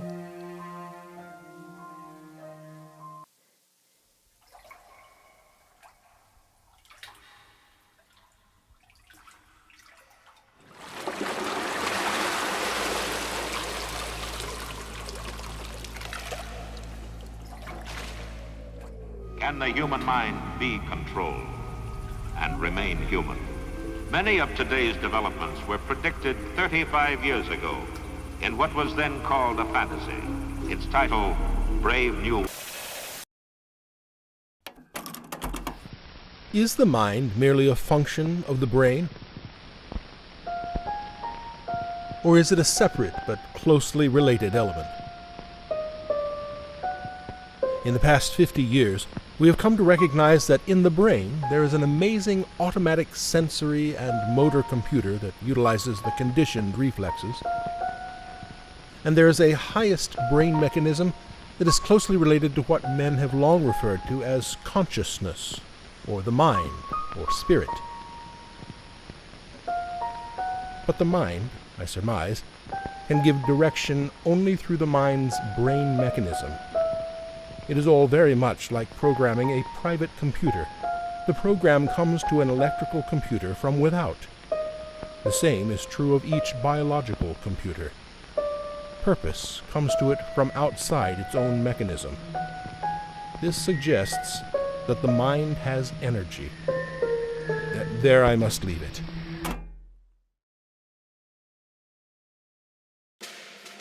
The 1967 Webster's Dictionary defines cybernetics as the comparative study of the automatic control systems formed by the nervous system and brain, and by mechanical electrical communication systems. In 2008, the CIA declassified the historical record of the agency's Office of Scientific Intelligence, 1949 to 1968. In it, there are a few mentions of cybernetics, including a classified research program and a biocybernetics working group, the responsibility for which fell under a CIA medical subcommittee. References were also made to Soviet cybernetics programs, East-West technology exchanges, and something called World Cybernetics, even though this document wasn't declassified until 2008. All of the pages describing the CIA's cybernetics program are still redacted to this day. I have puzzled over human evil for a long time.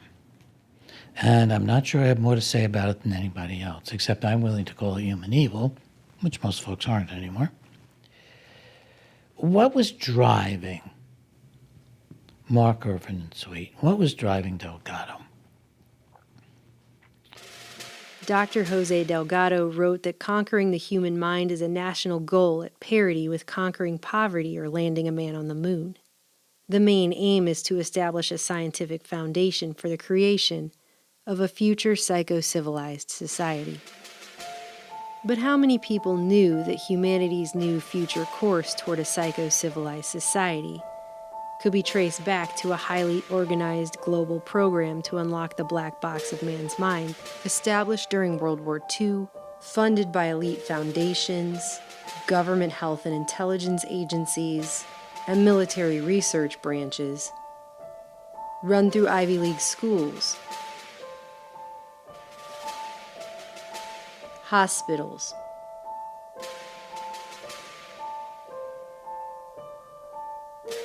mental health facilities,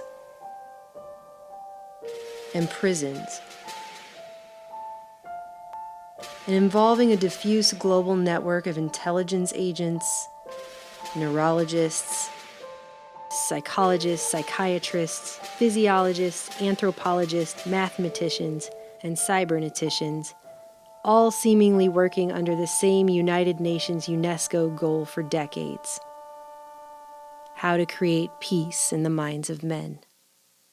The governments of the states parties to this Constitution, on behalf of their peoples, declare that since wars begin in the minds of men, it is in the minds of men that the defenses of peace must be constructed. In summary, therefore, there is no evidence that the Soviets have any techniques or agents capable of producing particular behavioral patterns which are not available in the West.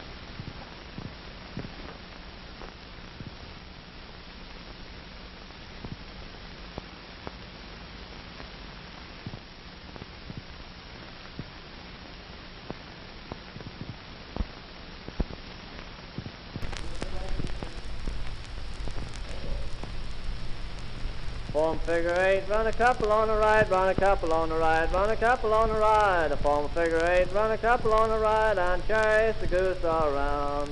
Round and around and round and round, round and round and round and round, round and round and round and round, chase the goose around.